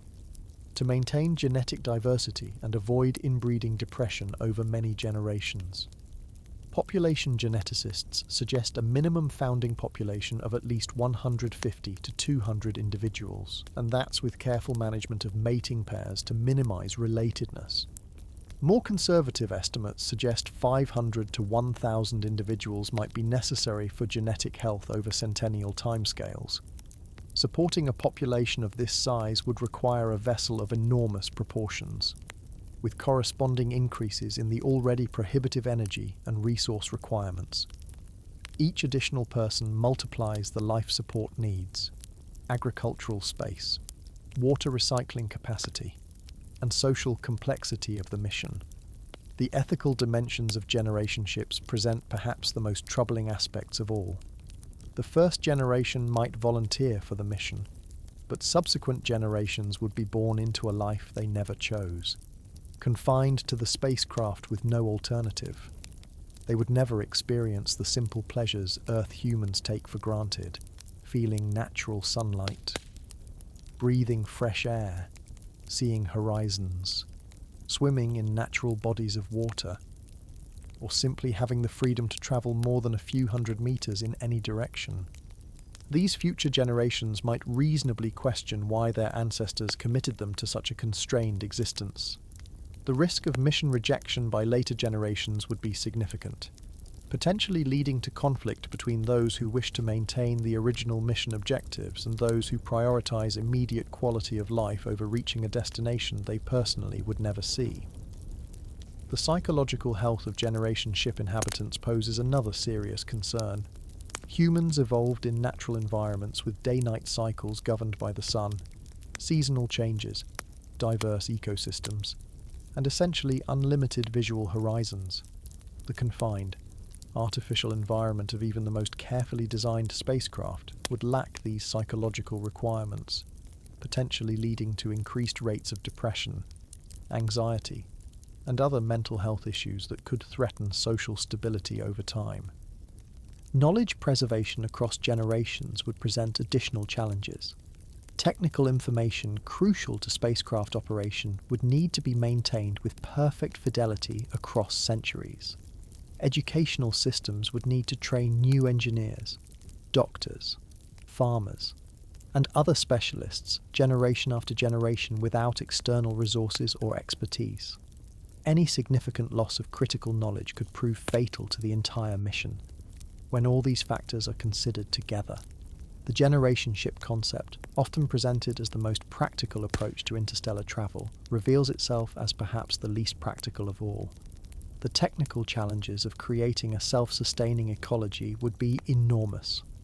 The social challenges of maintaining a stable, focused society over centuries would be unprecedented. The ethical problems of committing unborn generations to such an existence would be profound. The generation ship concept ultimately fails not because of any single technical limitation, but because it asks human beings to live in a way fundamentally incompatible with our biological, psychological, and social nature. Like the other approaches to interstellar travel, it demands that we overcome not just engineering challenges but our essential nature as Earth-evolved organisms adapted to specific environmental and social conditions that cannot be replicated within the constraints of interstellar spacecraft. Given the enormous challenges facing human interstellar travel, many scientists have proposed a seemingly more practical alternative. Instead of sending humans, why not send tiny robotic probes? Miniaturization has transformed our technology in recent decades, with smartphones now packing more computing power than the massive machines that guided the Apollo missions. This trend has led some to suggest that we could send gram-scale or even smaller probes to other stars, dramatically reducing the energy requirements and overall mission complexity. However, even this approach faces fundamental limitations that may make interstellar exploration permanently beyond our reach. The concept of miniaturized interstellar probes has gained prominence in recent years, most notably through the Breakthrough Starshot initiative, which proposes using ground-based lasers to accelerate gram-scale star chips to 20% of light speed, potentially reaching Proxima Centauri in about 20 years. While this represents the most feasible interstellar mission concept proposed to date, it still faces enormous challenges that highlight the limitations of miniaturization as a solution to interstellar travel. The first fundamental limitation is power. Any interstellar probe, no matter how small, needs energy to operate its instruments and transmit data back to Earth. Conventional power sources like batteries or even radioisotope systems simply don't have the energy density or longevity required for interstellar missions lasting decades. Solar power becomes useless beyond our solar system as the sun's light diminishes to just another distant star. While novel power systems might be developed, the laws of physics impose strict limits on how much energy can be generated or stored in very small packages. Communication presents an even more fundamental challenge. Transmitting data across interstellar distances requires significant power and a reasonably sized antenna. The strength of a radio signal decreases with the square of the distance, meaning that a signal from Proxima Centauri would be more than 10 billion times weaker than the same signal sent from Mars. Overcoming this extreme signal attenuation would require either enormous transmitting power, impossible for a miniature probe, or an impractically large antenna, also impossible to miniaturize. Some proposals suggest using the probe's laser sail as a communications reflector, bouncing data-modulated laser light from Earth back to receivers in our solar system. But this approach would severely limit data rates and require maintaining precise alignment across interstellar distances, a formidable challenge for a tiny probe with minimal onboard control systems. Miniaturized probes would also be extremely vulnerable to damage from interstellar dust and gas, at speeds of 20% of light speed or higher. Impacts with even microscopic particles could be catastrophic. A collision with a dust grain just 1 micrometer in size would release energy equivalent to several thousand times the probe's mass in TNT. Shielding against such impacts adds mass, directly countering the benefits of miniaturization. Navigation and course correction capabilities would be severely constrained by size limitations. Without sufficient propellant and thrusters for course adjustments, a miniature probe would be essentially a ballistic projectile, unable to correct its trajectory or enter orbit around its target star system. This would limit it to a brief flyby, gathering data during just a few hours or days after decades of travel time, hardly an efficient use of resources. The scientific capabilities of gram-scale probes would be extremely limited. Even with advanced miniaturization, the laws of physics constrain what can be accomplished with very small sensors. Telescope apertures, for instance, determine resolving power and light-gathering capability. There's no way to shrink them below certain dimensions without severely compromising performance. Similar constraints apply to spectrometers, magnetometers, and other scientific instruments. Computational capabilities would also be constrained by size and power limitations. While computing hardware continues to shrink, the requirements for radiation hardening in interstellar space limit how much processing power can be packed into a tiny, low-energy probe. This restricts the probe's ability to process data on board, adapt to unexpected conditions, or compress information for transmission back to Earth. Reliability becomes another critical concern with extreme miniaturization. Smaller components generally mean less redundancy and greater vulnerability to single-point failures. A mission lasting decades would need exceptional reliability. Yet the push towards smaller sizes typically increases fragility. The harsh radiation environment of interstellar space would steadily damage electronic components. With minimal room for shielding or redundant systems in a gram-scale probe, the extreme miniaturization required for proposed interstellar concepts pushes against fundamental physical limits. Quantum effects begin to dominate at nanoscale dimensions, creating new failure modes and design constraints. While molecular manufacturing and advanced nanotechnology are often invoked as solutions, these technologies remain largely theoretical and may face insurmountable barriers in the harsh environment of interstellar space. Even more exotic concepts like smart dust probes measuring just millimeters or even microscopic dimensions face all these problems in even more extreme forms. Any technology capable of gathering and transmitting meaningful scientific data across interstellar distances will inevitably require certain minimum dimensions dictated by the laws of physics, not by limitations in our engineering capabilities. The miniaturization approach also presents a paradox. The technologies required to make truly capable gram-scale interstellar probes, molecular manufacturing, quantum computing, nanoscale power systems, etc., would, if developed, likely transform our civilization in ways that might make physical interstellar travel unnecessary or obsolete. By the time we could build such probes, we might have developed observational technologies capable of studying distant star systems in detail without leaving our solar system. Perhaps the most sobering limitation is that even if we could overcome all these technical challenges, miniaturized probes would still only deliver minimal scientific return. A brief flyby with limited instrumentation would provide just a snapshot of another star system. Valuable, certainly, but far short of the comprehensive exploration that motivates our interstellar ambitions. We would still face the frustrating reality of being able to glimpse another star system without being able to study it in meaningful detail. The limitations of miniaturized probes highlight once again how the fundamental physics of our universe, not just technological limitations, constrains our ability to explore beyond our solar system. Even with the cleverest engineering and most aggressive miniaturization, the vast distances, communication challenges, and harsh environment of interstellar space create barriers that no amount of miniaturization can fully overcome.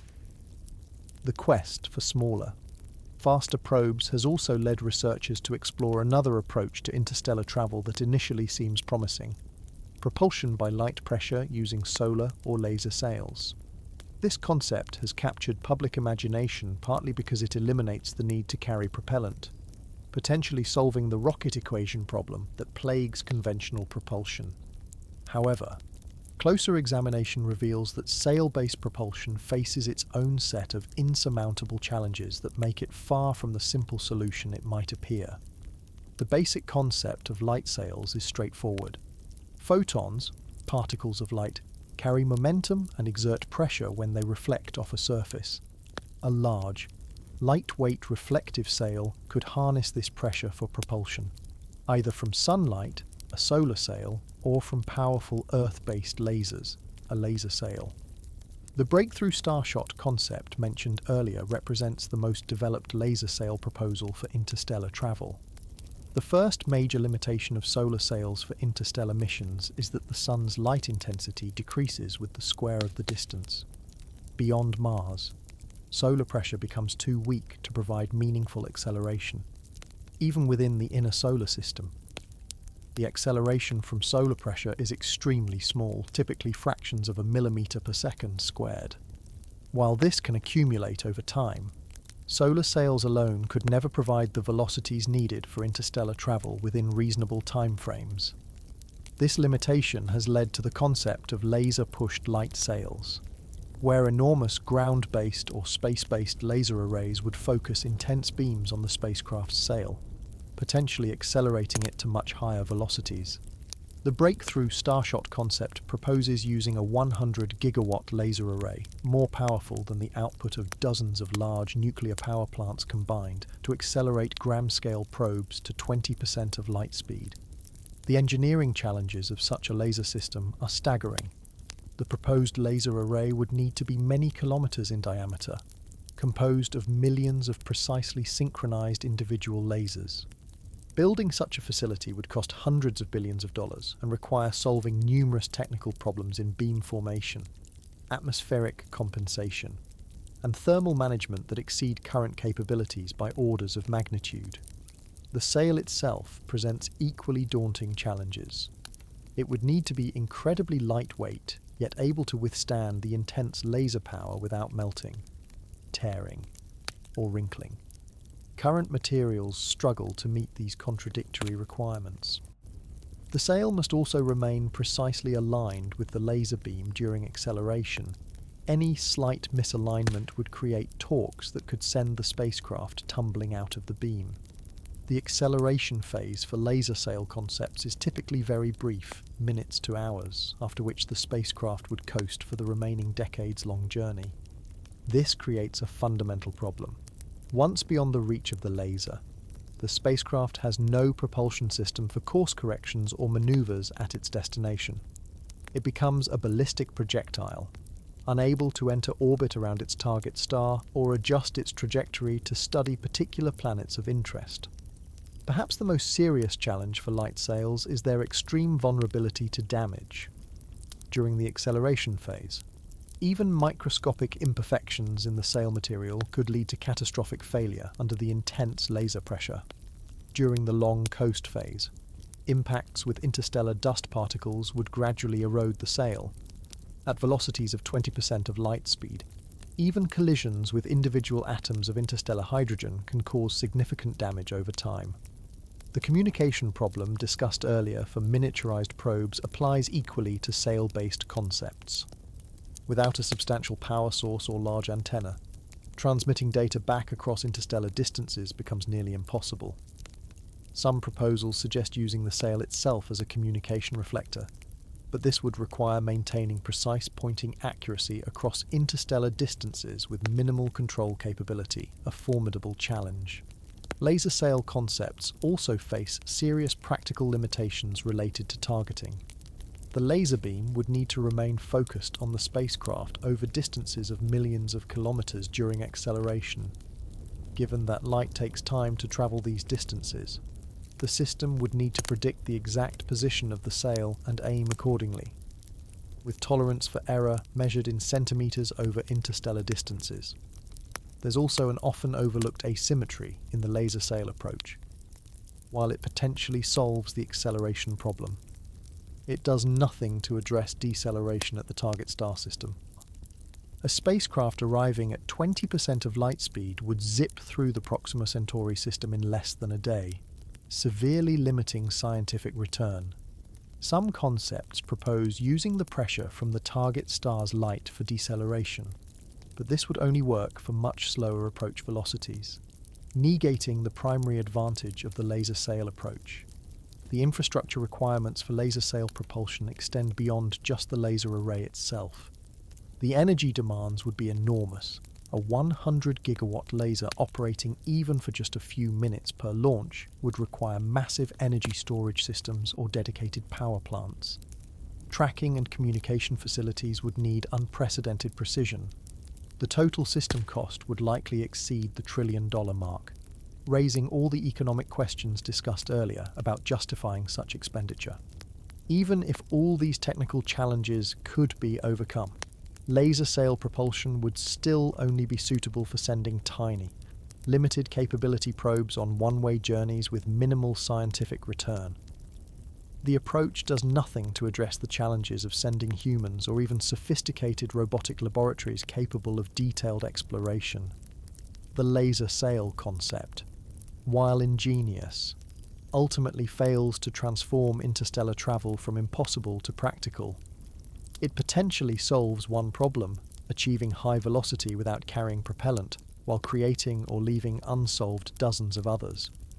Like other proposed solutions to interstellar travel, it bumps up against fundamental physical limitations that no amount of engineering can fully overcome. With sail propulsion systems presenting such formidable challenges, some have suggested an entirely different approach to interstellar travel. Instead of solving the technical problems of decade-long journeys, why not simply put the human travelers into suspended animation or hibernation? Similarly, what if we could extend human lifespans to hundreds of years, making the long journey times less prohibitive? These biological workarounds have featured prominently in science fiction and popular discussions of interstellar travel. However, examining the scientific reality behind these concepts reveals yet another set of seemingly insurmountable barriers. Human hibernation remains purely theoretical despite decades of research. Unlike bears or ground squirrels that have evolved specific biological mechanisms for hibernation, humans have no natural ability to enter a state of significantly reduced metabolism.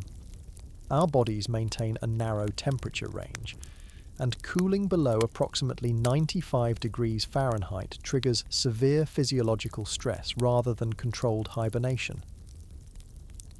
Some limited progress has been made with therapeutic hypothermia, where body temperature is lowered by a few degrees for short periods to help patients survive certain medical emergencies. However, this is very different from the profound metabolic slowdown needed for interstellar hibernation. Even in medical settings, hypothermia can only be maintained safely for days or possibly weeks, not the decades required for interstellar travel. The more extreme approach of cryonics, freezing humans for later revival, faces even greater scientific hurdles. Water expands when it freezes, causing ice crystals to form inside cells that rupture cell membranes and cause irreparable damage. Cryopreservation companies use cryoprotectants, essentially anti-freeze solutions, to vitrify tissues rather than allow crystallization. But these chemicals themselves are toxic at the concentrations needed. More fundamentally, no human has ever been cryopreserved and successfully revived. The closest science has come is preserving and thawing small tissue samples or very simple organisms. The complexity of the human brain, with its trillion-plus synaptic connections, presents an entirely different scale of challenge. Many experts believe the information that constitutes human consciousness and memory is likely destroyed during the freezing process, meaning that even if future technology could repair the physical damage of freezing, the revived person might not retain their identity or memories. Even if these technical hurdles could somehow be overcome, a hibernation system would need perfect reliability over decades. Any power failure or cooling system malfunction would be fatal. The systems would need to monitor and maintain the precise biochemical balance of the suspended travelers without conscious supervision. The complexity and required reliability of such systems exceed anything we've ever built. The hibernation approach also does nothing to address the numerous other challenges of interstellar travel discussed earlier: radiation exposure, spacecraft deterioration, propulsion limitations, and economic barriers would all remain. The accumulated radiation damage to hibernating travelers could be even worse than for active crew, as their cells would remain in stasis with reduced capacity for DNA repair. Life extension technology represents another frequently suggested workaround for interstellar travel's timescales. If humans could live for several centuries or even millennia, journey times of decades or centuries would become less prohibitive. Unfortunately, significant life extension remains as scientifically distant as hibernation technology. Despite substantial research into aging processes, we have found no magic bullet for dramatically extending human lifespan. The most promising interventions discovered so far might add years or perhaps a decade or two to average lifespans, not the centuries needed to transform interstellar travel. The fundamental challenge is that aging isn't controlled by a single mechanism that can be switched off.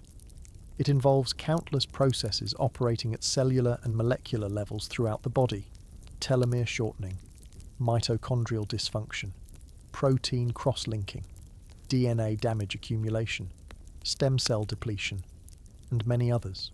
Each process presents its own research challenges, and addressing just one would be unlikely to add more than modest extensions to lifespan. Evolutionary biology suggests inherent limitations to anti-aging interventions. Natural selection optimizes organisms for reproductive success, not longevity. Once reproduction is complete, there's little evolutionary pressure to maintain the body indefinitely. This suggests that aging is not simply a bug in our biology that clever engineering could fix, but an intrinsic feature of how multicellular organisms are constructed. Even if we could develop therapies that extended human lives to several centuries, these would need to be compatible with the space environment and available without the sophisticated medical infrastructure of Earth. The medical challenges of maintaining human health during extended space missions would only multiply as lifespans increased. Some proponents of life extension suggest more radical approaches like mind uploading, transferring human consciousness to computers. While this would eliminate many biological limitations, it remains entirely theoretical and faces profound questions about whether consciousness can truly be separated from its biological substrate. Even if possible, it would fundamentally change what it means to be human, raising questions about whether such digital entities would really represent human interstellar travel at all. Both hibernation and life extension concepts ultimately represent a form of wishful thinking, attempts to sidestep the hard physical limits of interstellar travel by imagining biological solutions that are themselves beyond our scientific horizon. Rather than solving the interstellar travel problem, they simply replace it with equally daunting biological challenges. The appeal of these concepts largely stems from their prominence in science fiction, not from their scientific feasibility. Perhaps most tellingly, even if perfect hibernation or extreme life extension were somehow achieved, interstellar travelers would still face all the other barriers we've discussed: the energy requirements, propulsion limitations, radiation hazards, and economic costs would remain unchanged.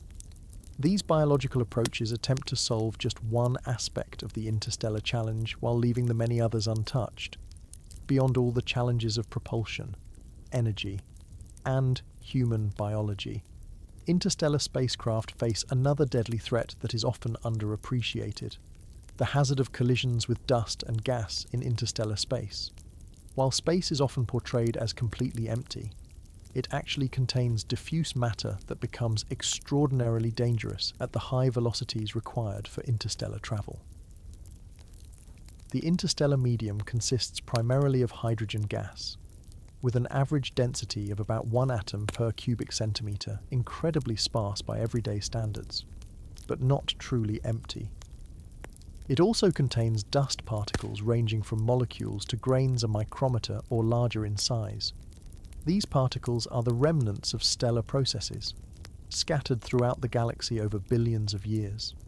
At the speeds necessary for practical interstellar travel, at least 10% of light speed to reach Proxima Centauri within a human lifetime, these tiny particles become catastrophically destructive. The physics is straightforward. Kinetic energy increases with the square of velocity. At 20% of light speed, about 60,000 kilometers per second, even a collision with a single hydrogen atom delivers significant energy, while impact with a dust grain the size of a smoke particle would release energy comparable to a hand grenade.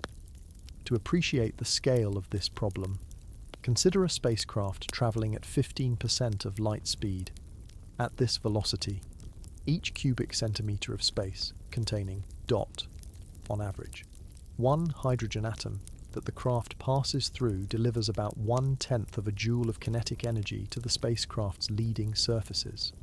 Over a journey to Proxima Centauri, the accumulated impact energy from hydrogen alone would be enough to erode several centimeters of solid metal from the spacecraft's forward surfaces. The situation becomes drastically worse when considering dust particles. A single grain of interstellar dust, 1 micrometer in diameter, smaller than a red blood cell, striking at 15% of light speed, delivers about 1,000 joules of energy, comparable to a rifle bullet concentrated in a microscopic impact area. Such an impact would not just erode material, but likely penetrate deep into the spacecraft, potentially causing catastrophic damage. Statistical models suggest that a spacecraft with a frontal area of 10 square meters traveling to Proxima Centauri would likely encounter thousands of dust particles larger than 1 micrometer. Each represents a potentially mission-ending impact. Larger particles, though rarer, pose even greater threats. A collision with a grain a millimeter in size would release energy equivalent to a substantial explosive charge. Traditional shielding approaches prove inadequate against these hypervelocity impacts. At interstellar speeds, collisions don't behave like normal impacts where objects might bounce off shields.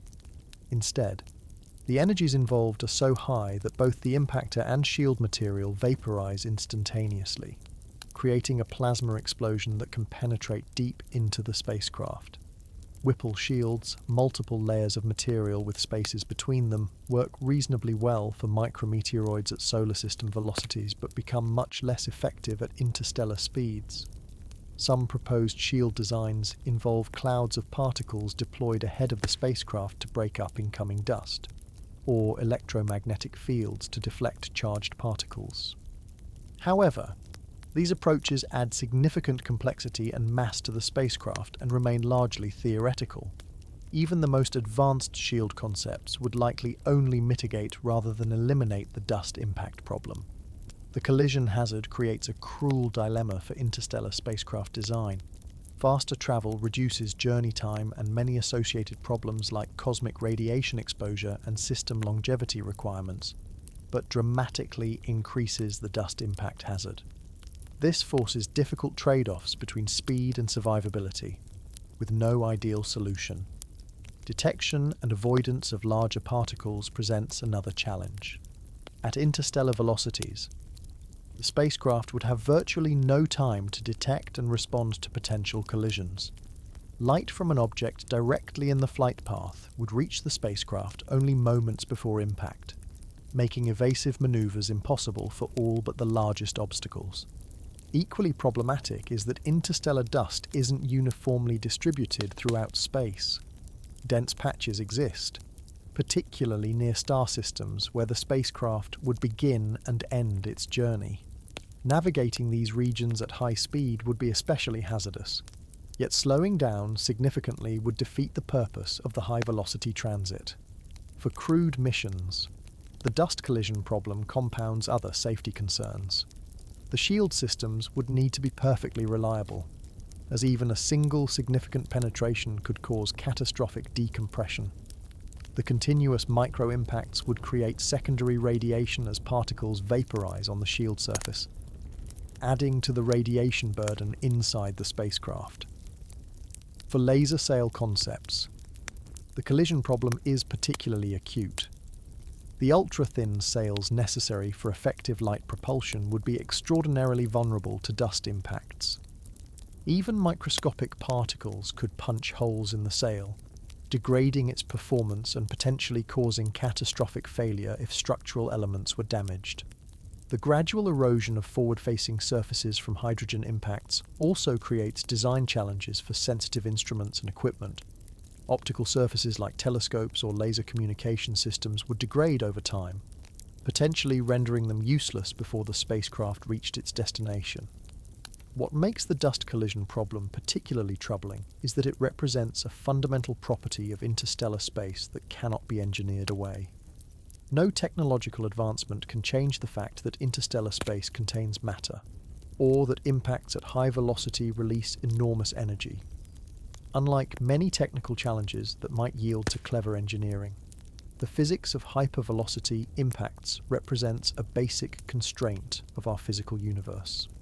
The collision problem highlights once again how interstellar travel isn't just technologically challenging, but may be fundamentally impractical within the constraints of physics.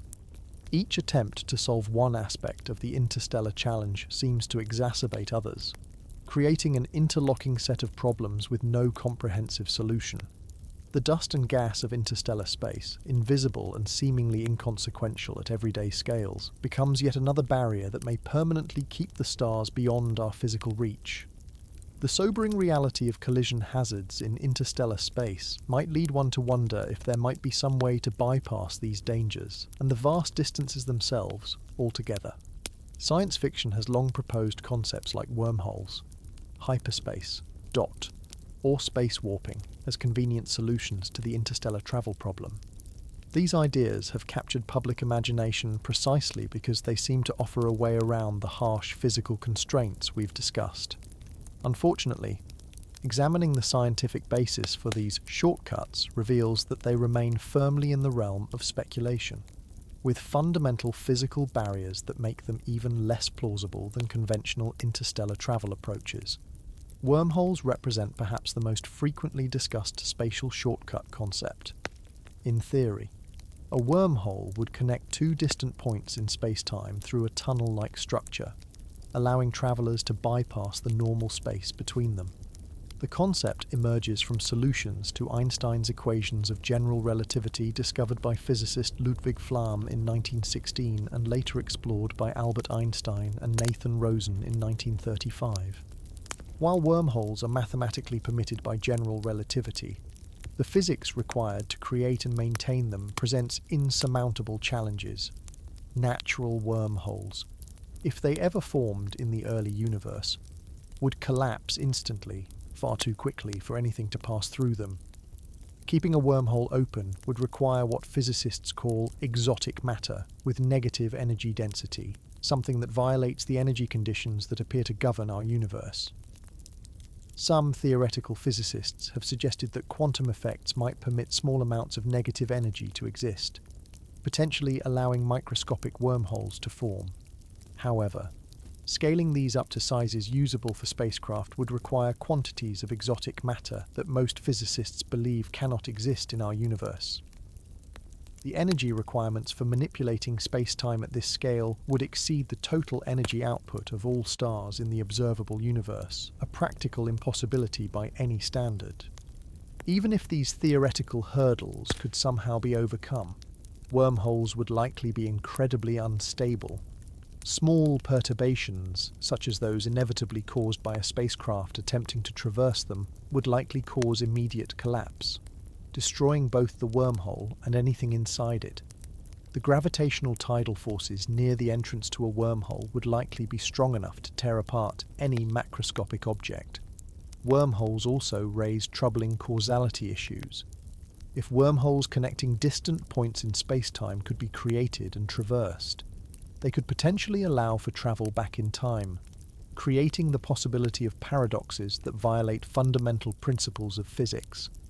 Most physicists see this as further evidence that traversable wormholes probably cannot exist in our universe. Other proposed space-time shortcuts face similar physical barriers. The Alcubierre warp drive, proposed by physicist Miguel Alcubierre in 1994, suggests theoretically contracting spacetime in front of a spacecraft while expanding it behind, creating a bubble that moves faster than light relative to external space. While mathematically consistent with general relativity, this concept also requires exotic negative energy matter in quantities that appear physically impossible. Recent refinements of the theory have reduced the theoretical energy requirements somewhat, but they remain far beyond anything humanity could practically generate. The Krasnikov tube, another theoretical construct, would create a tube of distorted space-time, allowing faster-than-light travel in one direction. Like other shortcuts, DOT, it requires physically implausible amounts of exotic matter and energy. More importantly, it would need to be constructed in advance by travellers moving at sublight speed along the entire route, defeating its purpose for initial interstellar exploration. All these concepts share a common theme. They're mathematically interesting solutions to Einstein's equations that appear to permit faster-than-light travel without technically violating special relativity. However, they all require physical conditions, negative energy, exotic matter, or virtually infinite power sources that most physicists believe cannot exist in our universe. It's worth noting that none of these space-time shortcut concepts has any experimental evidence supporting it. They remain entirely theoretical constructs, with no laboratory demonstrations of even the basic principles involved. The gap between these mathematical possibilities and practical engineering is not just large, it may be fundamentally unbridgeable. Some proponents of these concepts suggest that advanced civilizations might develop technologies to manipulate spacetime in ways we cannot currently imagine. However, this argument essentially abandons scientific reasoning in favor of what amounts to magical thinking. The laws of physics appear to apply universally, constraining even the most advanced possible technologies. The energy conditions that prevent wormholes and similar shortcuts appear to be fundamental features of our universe, not merely engineering challenges awaiting clever solutions. The appeal of spatial shortcuts is obvious. They promise to make the stars accessible without requiring us to overcome the enormous challenges of conventional interstellar travel. Unfortunately, this appeal doesn't make them any more physically plausible. The scientific consensus strongly suggests that no amount of technological advancement will allow us to create wormholes, warp drives, or similar shortcuts around the vast distances of space. This harsh physical reality forces us back to the constraints of our universe as it actually exists, with vast distances that cannot be shortened, the speed of light as an absolute cosmic speed limit, and the resulting journey times that make interstellar travel so challenging.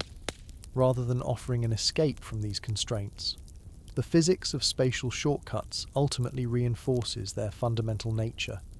The barriers to interstellar travel aren't just current technological limitations we might someday overcome, but basic properties of the universe we inhabit. With conventional propulsion facing insurmountable challenges and theoretical shortcuts remaining firmly in the realm of science fiction, we must also confront another dimension of the interstellar travel problem that receives less attention than technical barriers but may be equally important: the profound social and political limitations that make interstellar missions virtually impossible to sustain. Human institutions simply aren't built for projects spanning centuries. Throughout history, even our most ambitious endeavours, from cathedrals to canal systems to space programs, have struggled to maintain consistent support beyond a few decades. The political systems, economic structures, and social organisations that would need to initiate and sustain an interstellar mission are fundamentally mismatched to the timescales required. Consider the political dimension. Democratic governments typically operate on election cycles of 2 to 6 years, with policy priorities shifting dramatically as leadership changes. Even authoritarian regimes rarely maintain consistent policies beyond the lifetime of a single leader. The longest-running major government projects on Earth, like the construction of medieval cathedrals or China's Grand Canal, typically took decades to complete, not centuries. And even these required constant recommitment by successive generations of leaders. The International Space Station, perhaps our most ambitious international space project to date, has operated for just over 20 years, a remarkable achievement in international cooperation, yet still just a tiny fraction of the time commitment an interstellar mission would require. Even this relatively short-term project has faced multiple funding crises and near cancellations throughout its lifetime. Economic cycles create additional barriers to long-term projects. Recessions occur regularly in modern economies, typically every 8 to 12 years, forcing re-evaluation of expensive discretionary programs. During economic downturns, long-term scientific initiatives with no immediate practical benefits are often the first targets for budget cuts. An interstellar program would need to survive dozens of these economic cycles, each representing an existential threat to the mission's continuity. The sheer cost of interstellar initiatives creates its own political impossibility. Convincing taxpayers or shareholders to fund enormously expensive projects with payoffs beyond their lifetimes, or even their grandchildren's lifetimes, defies political and economic logic. Even the Apollo program, widely considered America's greatest technological achievement, faced significant public opposition due to its cost.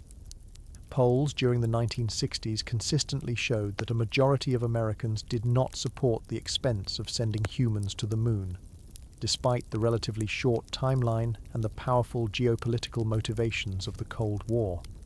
International cooperation, likely essential for any serious interstellar initiative given the resources required, introduces additional layers of complexity and fragility. International collaborations are notoriously difficult to maintain even for decades, let alone centuries. Different national priorities, changing geopolitical relationships, language barriers, and incompatible technical standards all complicate long-term multinational projects. Historical evidence suggests that human societies struggle to maintain focus on specific goals across multiple generations. Cultural values and priorities shift over time, often dramatically. Technologies once considered vital become obsolete and forgotten. Languages evolve, institutions rise and fall, and knowledge itself can be lost or transformed. The likelihood that a complex interstellar mission could maintain consistent purpose and execution across centuries of such changes approaches zero based on all historical precedent. Even if a mission could somehow be fully funded and launched, the ongoing support necessary for communication, data analysis, and potential course corrections would require institutional continuity beyond anything humanity has ever achieved. The scientists who initiated the project would never see its completion.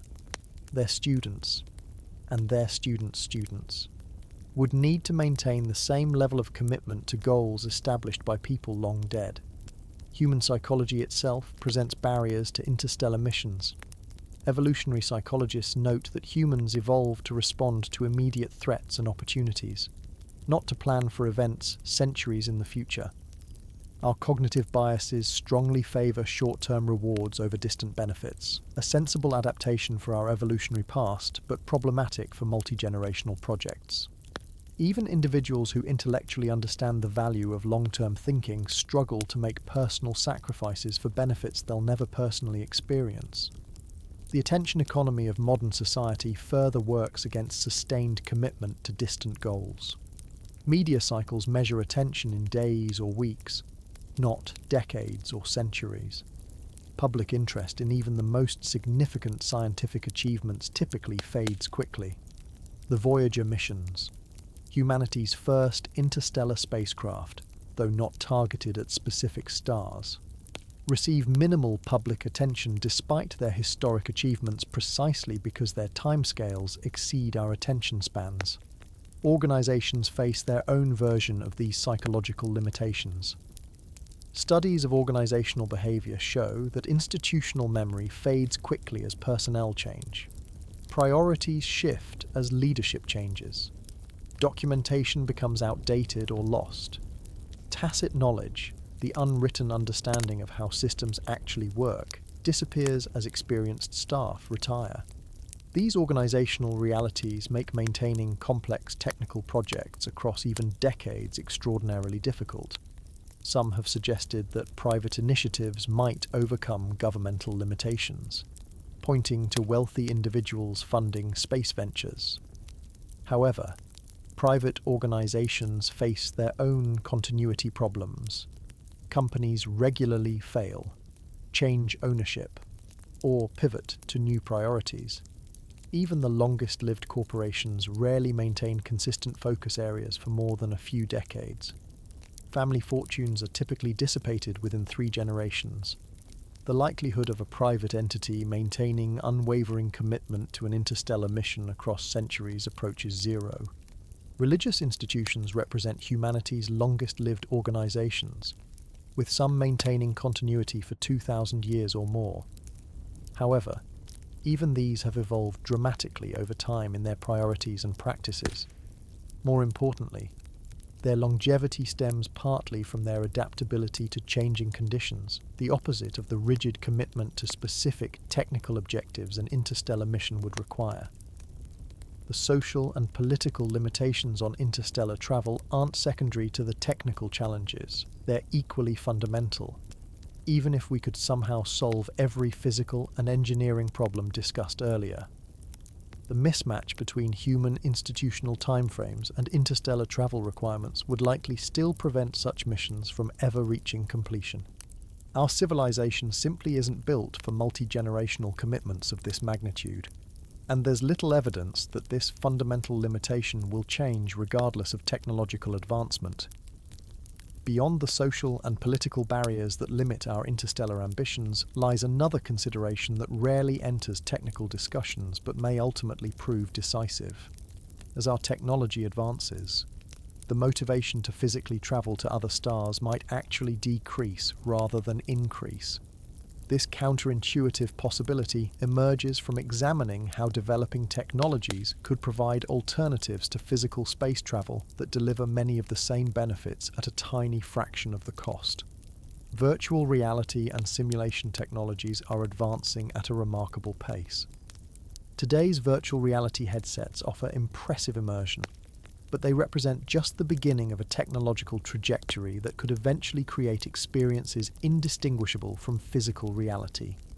Within decades, not centuries, we might develop the capability to simulate environments with perfect sensory fidelity, visually, aurally, tactilely, and even with smell and taste.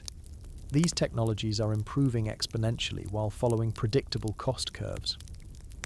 Virtual reality hardware that cost thousands of dollars a decade ago now costs hundreds, while offering vastly improved capabilities. This trend shows every sign of continuing. Meanwhile, interstellar travel faces the opposite economic trajectory. Its cost barriers remain enormous with no clear path to significant reduction. As virtual environments become increasingly sophisticated, the gap between simulated exploration and physical exploration will narrow in terms of experiential value while remaining astronomical in terms of cost differential. A virtual tour of a scientifically accurate model of the Proxima Centauri system might deliver 99% of the subjective experience of actually being there, at perhaps 1/trillionth of the cost. Astronomical observations will continue to improve, providing increasingly detailed data about other star systems without requiring physical visits. The James Webb Space Telescope represents a quantum leap in our ability to study distant worlds, and future observatories will be even more capable. These instruments will feed increasingly accurate models of other star systems, allowing virtual experiences based on real scientific data rather than pure speculation. The development of artificial intelligence will further enhance virtual alternatives by enabling the creation of scientifically plausible models of extraterrestrial environments beyond what we can directly observe. Advanced AI could extrapolate from known physics and astronomy to create detailed simulations of what exploration might reveal, providing much of the discovery experience without the journey. Brain-computer interfaces represent another technology that could transform how we experience reality. Companies are already developing direct neural interfaces that could eventually bypass our sensory organs entirely, feeding experiences directly into our neural pathways. Such technology could ultimately make virtual experiences neurologically indistinguishable from physical ones, eliminating any experiential advantage of actual travel. These alternatives create what we might call the motivation paradox. The same technological advancement that might make interstellar travel marginally more feasible will simultaneously make it increasingly unnecessary. A civilization advanced enough to seriously attempt interstellar travel would likely have developed virtual alternatives so compelling that the enormous additional cost of physical travel would become difficult to justify. This isn't merely about entertainment or ersatz experiences. Scientific knowledge could be advanced more efficiently through improved remote observation and modelling than through enormously expensive physical missions. The desire to directly touch other worlds is understandable, but may not justify the astronomical cost differential when virtual alternatives could answer many of the same scientific questions.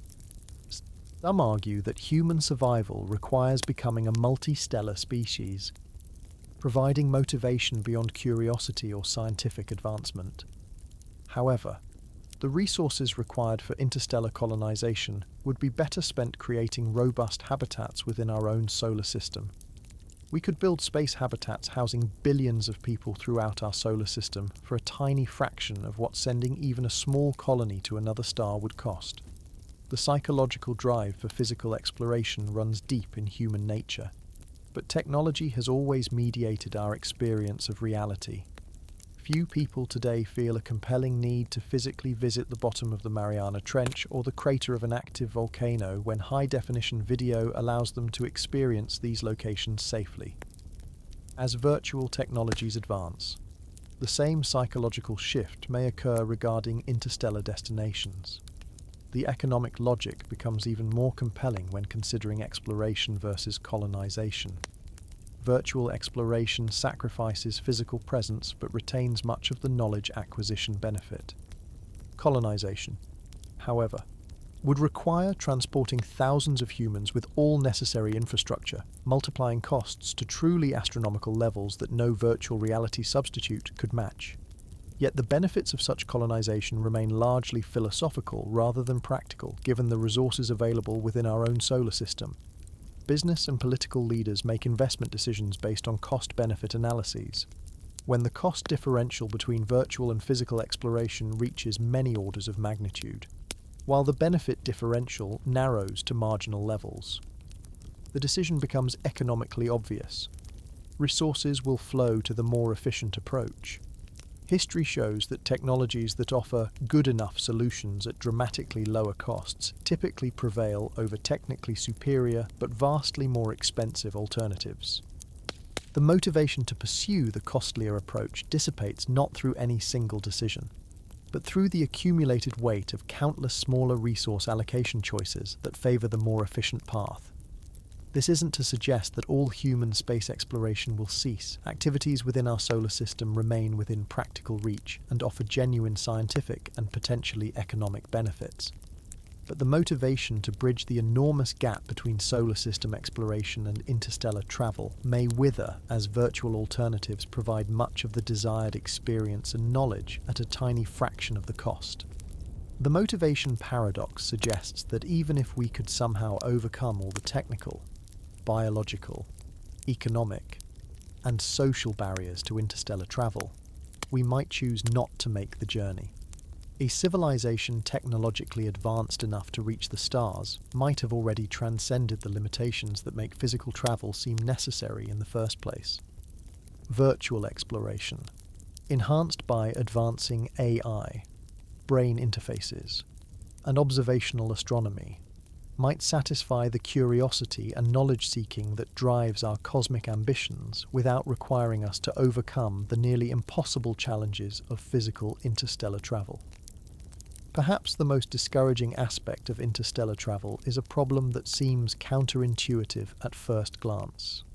The faster technology advances, the less sense it makes to launch an interstellar mission with current technology. This technological obsolescence problem creates a paralyzing dilemma that makes initiating any interstellar mission nearly impossible, regardless of other constraints. Consider a hypothetical interstellar mission using the most advanced propulsion technology currently on our drawing boards, perhaps a fusion-powered spacecraft that could reach 10% of light speed. Such a spacecraft launched today would take approximately 42 years to reach Proxima Centauri. However, if propulsion technology continues to advance at even a modest pace, a spacecraft launched 20 years from now might achieve 20% of light speed, reaching Proxima Centauri in just 21 years. This creates the paradoxical situation where the spacecraft launched later would overtake the earlier mission despite its two-decade head start. From a practical standpoint, why launch now if waiting would actually get results sooner? This dilemma, sometimes called the weight calculation or the overtaking problem, creates a permanent incentive to delay launch until technology improves, effectively preventing any mission from ever launching. The problem becomes even more pronounced when considering the likely acceleration of technological development. Computing power has doubled roughly every 2 years for decades. If propulsion, materials science, and other relevant technologies follow similar exponential improvement curves, the case for waiting becomes overwhelming.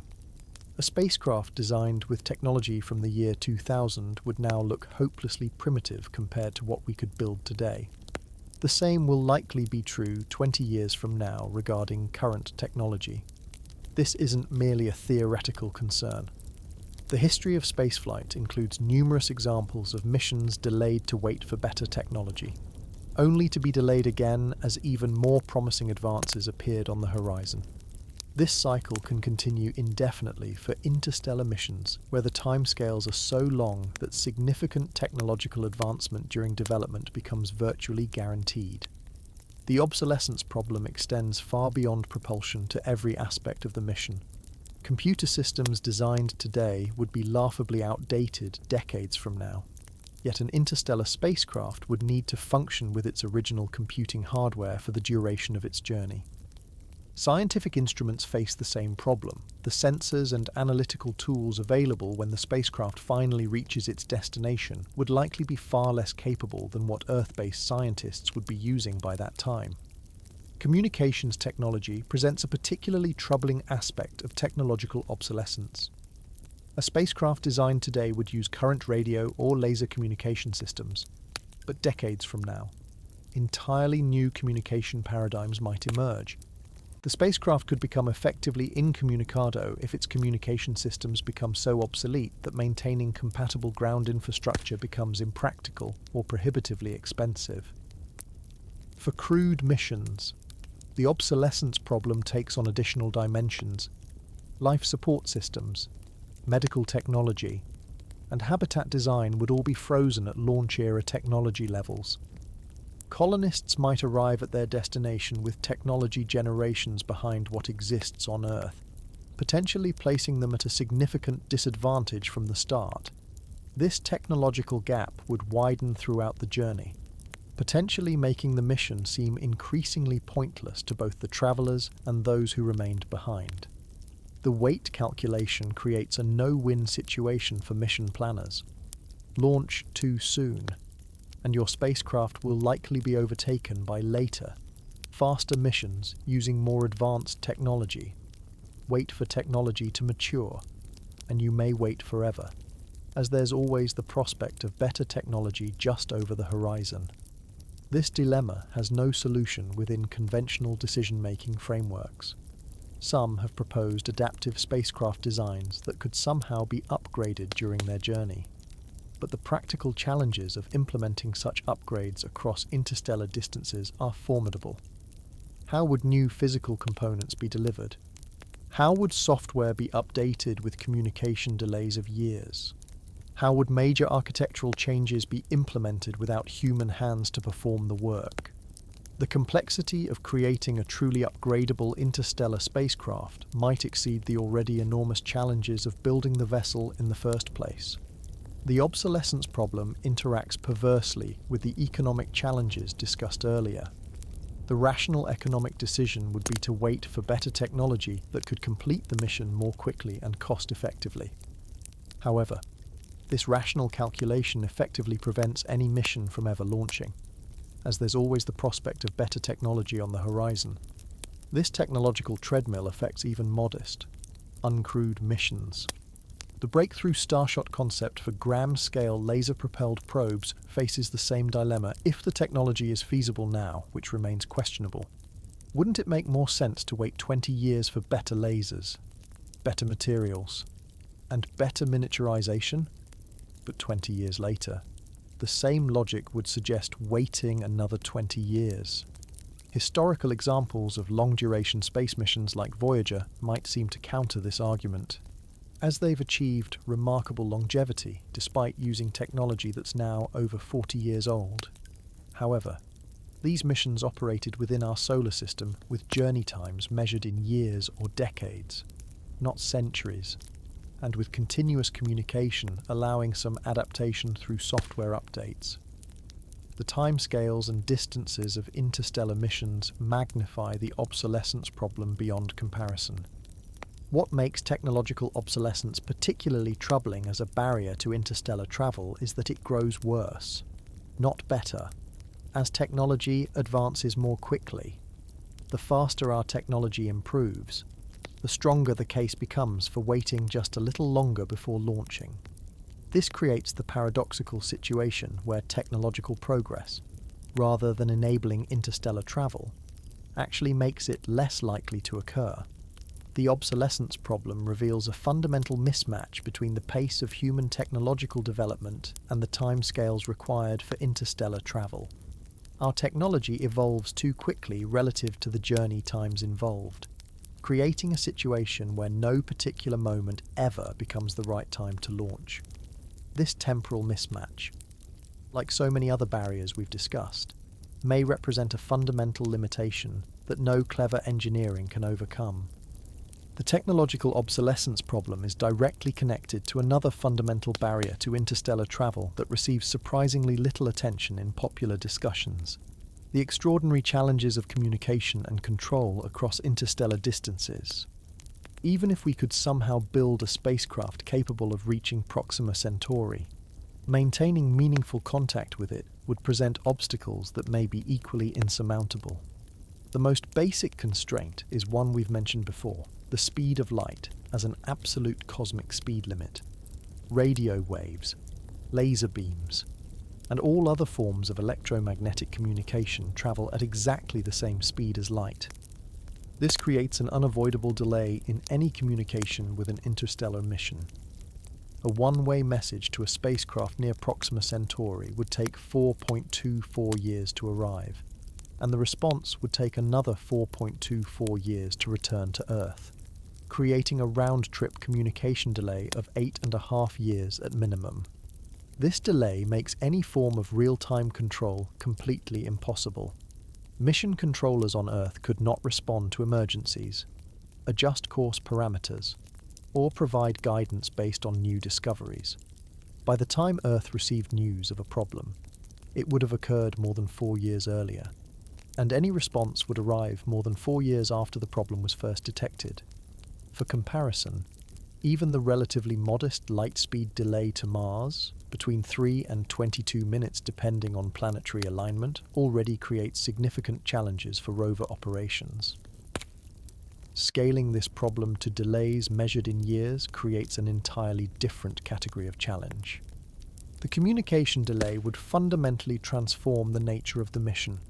Any interstellar spacecraft would need to be completely autonomous, capable of making all decisions without human input for the entirety of its journey, while artificial intelligence continues to advance. Creating systems reliable enough to handle every possible contingency during a decades-long mission without any human intervention represents a formidable challenge that may exceed our capabilities for the foreseeable future. Beyond the delay problem lies the equally serious challenge of signal strength. The intensity of any electromagnetic signal decreases with the square of the distance travelled. By the time a radio signal from Earth reaches Proxima Centauri, it would be more than 18 orders of magnitude weaker than when it was transmitted. Similarly, any transmission from a spacecraft at Proxima Centauri would be fantastically faint by the time it reached Earth. Overcoming this signal attenuation would require either extraordinarily powerful transmitters on the spacecraft, consuming precious energy resources, or impossibly sensitive receivers on Earth, or most likely both. The Voyager spacecraft, currently in interstellar space but still much closer than any other star, can only transmit data at approximately 160 bits per second, using a significant portion of its available power to do so. At the distance of Proxima Centauri, even this trickle of data would be difficult to maintain. The transmitting antenna presents another physical constraint. The ability to focus a radio or laser beam depends on the ratio between the transmitter's aperture and the wavelength used. Achieving a tight enough beam to maintain communication over interstellar distances would require either enormous transmitting antennas or extremely short wavelengths, both of which present significant engineering challenges for a spacecraft where mass and complexity must be minimized. Receiving these incredibly faint signals on Earth would require radio telescope arrays of unprecedented size and sensitivity, dedicated exclusively to monitoring the spacecraft for decades. The cost of building and maintaining such infrastructure for the duration of the mission would be enormous, creating another economic barrier to mission viability. The communication challenges become even more acute when considering the data volume modern scientific instruments generate. A simple digital camera today can generate gigabytes of data, and scientific instruments are typically far more data intensive. Yet a spacecraft at interstellar distances might be limited to transmitting just kilobytes or even bytes per day, forcing mission designers to make painful choices about what tiny fraction of the collected data could actually be sent back to Earth. This extreme bandwidth limitation would severely restrict the scientific return of any interstellar mission. What's the value of sending a probe to another star system if it can only transmit back a few simple measurements or low-resolution images?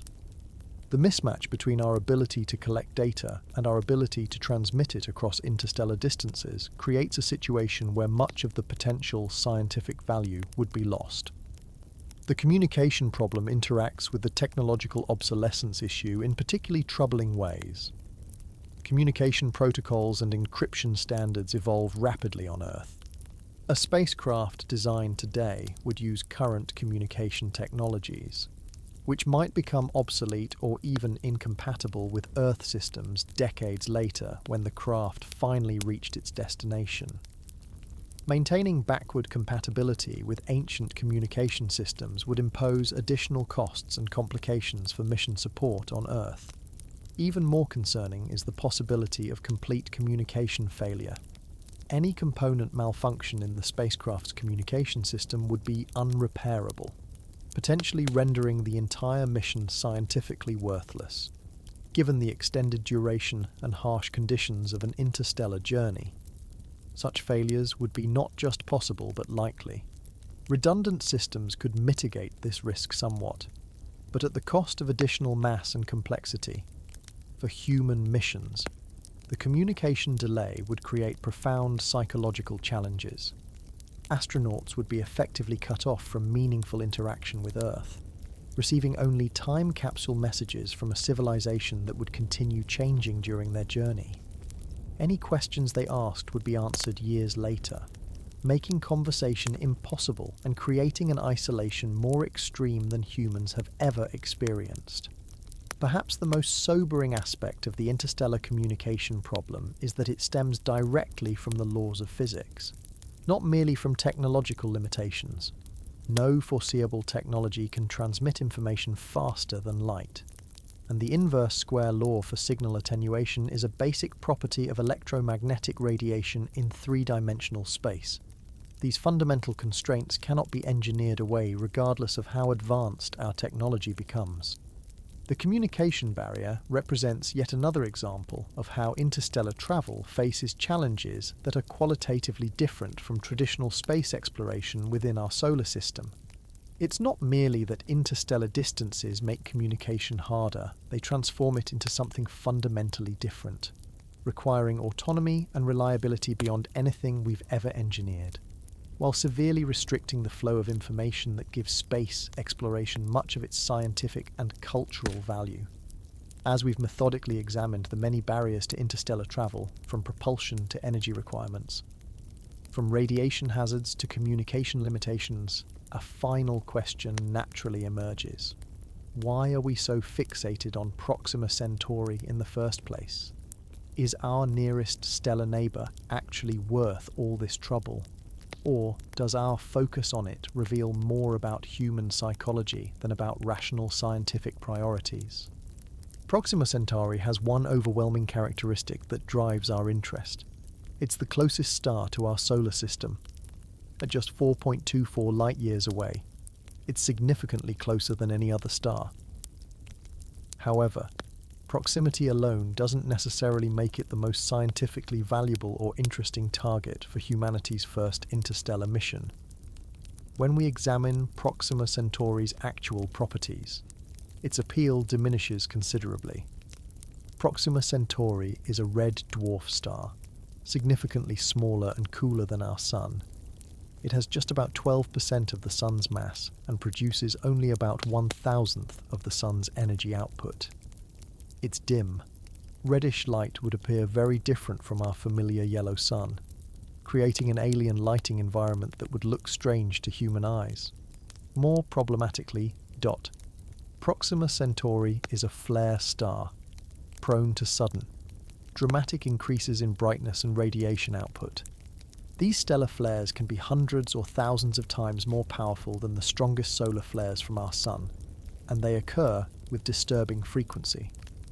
A particularly powerful flare observed in 2016 briefly made Proxima Centauri visible to the naked eye from Earth, representing a brightness increase of thousands of times above its normal output.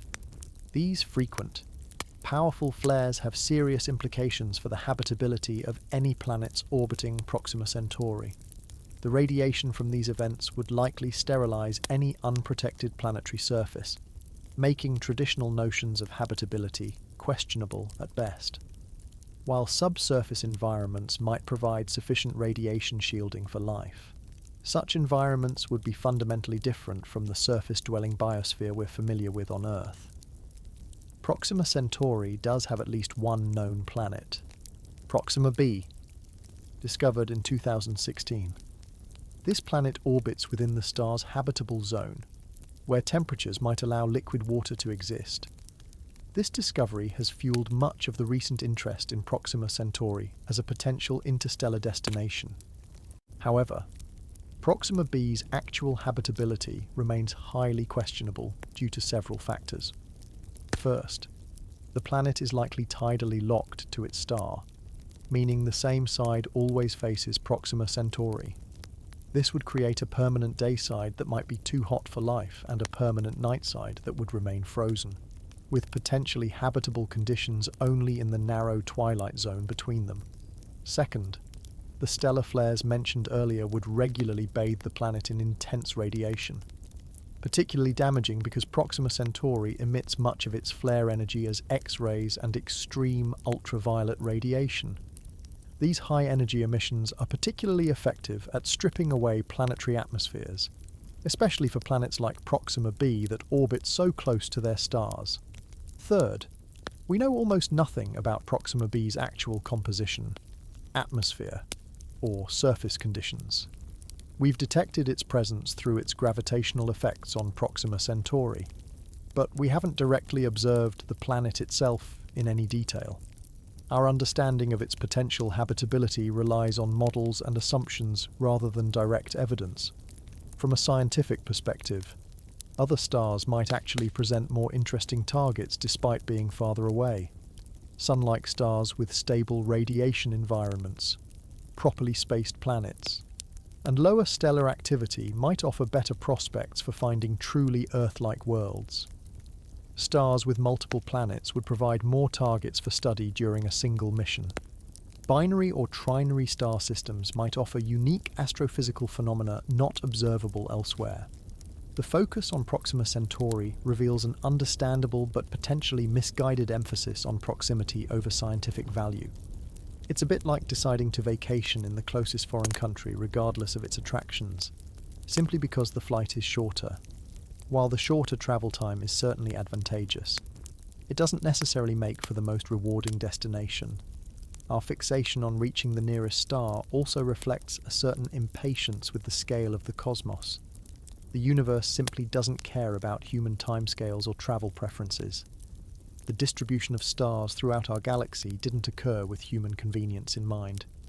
By focusing exclusively on the closest star rather than the most scientifically valuable targets, we may be imposing our human limitations on the scientific enterprise rather than letting scientific priorities drive our exploration goals. Advances in astronomical observation may further reduce the scientific case for physical travel to Proxima Centauri. The James Webb Space Telescope and other next-generation observatories will dramatically improve our ability to study exoplanets remotely. Future telescopes might directly image the surfaces of planets around nearby stars, characterize their atmospheres in detail, and even detect potential biosignatures, all without leaving our solar system. If we could obtain high-resolution images and detailed spectroscopic data about Proxima b using advanced telescopes, would sending a physical probe there still be justified given the enormous costs and challenges involved? The scientific case becomes increasingly difficult to make as remote sensing capabilities advance. The existential question about Proxima Centauri ultimately forces us to confront the mismatch between human ambitions and cosmic realities. Our desire to physically reach other stars reflects deeply held human impulses toward exploration and expansion that evolved in a very different context, a single planet where the farthest distances could be crossed within a human lifetime. The scale of interstellar space fundamentally exceeds the biological, technological, economic, and social parameters of human civilization as it exists now or in any foreseeable future. This doesn't mean we should abandon our cosmic curiosity or stop studying the stars. Remote observation, virtual exploration, robotic missions within our solar system, and continued development of our space capabilities all represent more achievable paths forward than interstellar travel. The harsh reality isn't that we're forever confined to Earth. Our solar system offers vast resources and room for expansion that we've barely begun to utilize, but that the gulf between stars may represent a boundary that embodied intelligence simply cannot practically cross.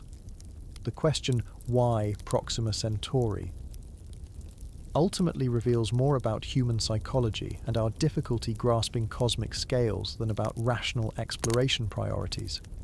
In our eagerness to reach beyond our solar system, we've focused on the closest star not because it's the most valuable scientific target, but because it seems the least impossible to reach.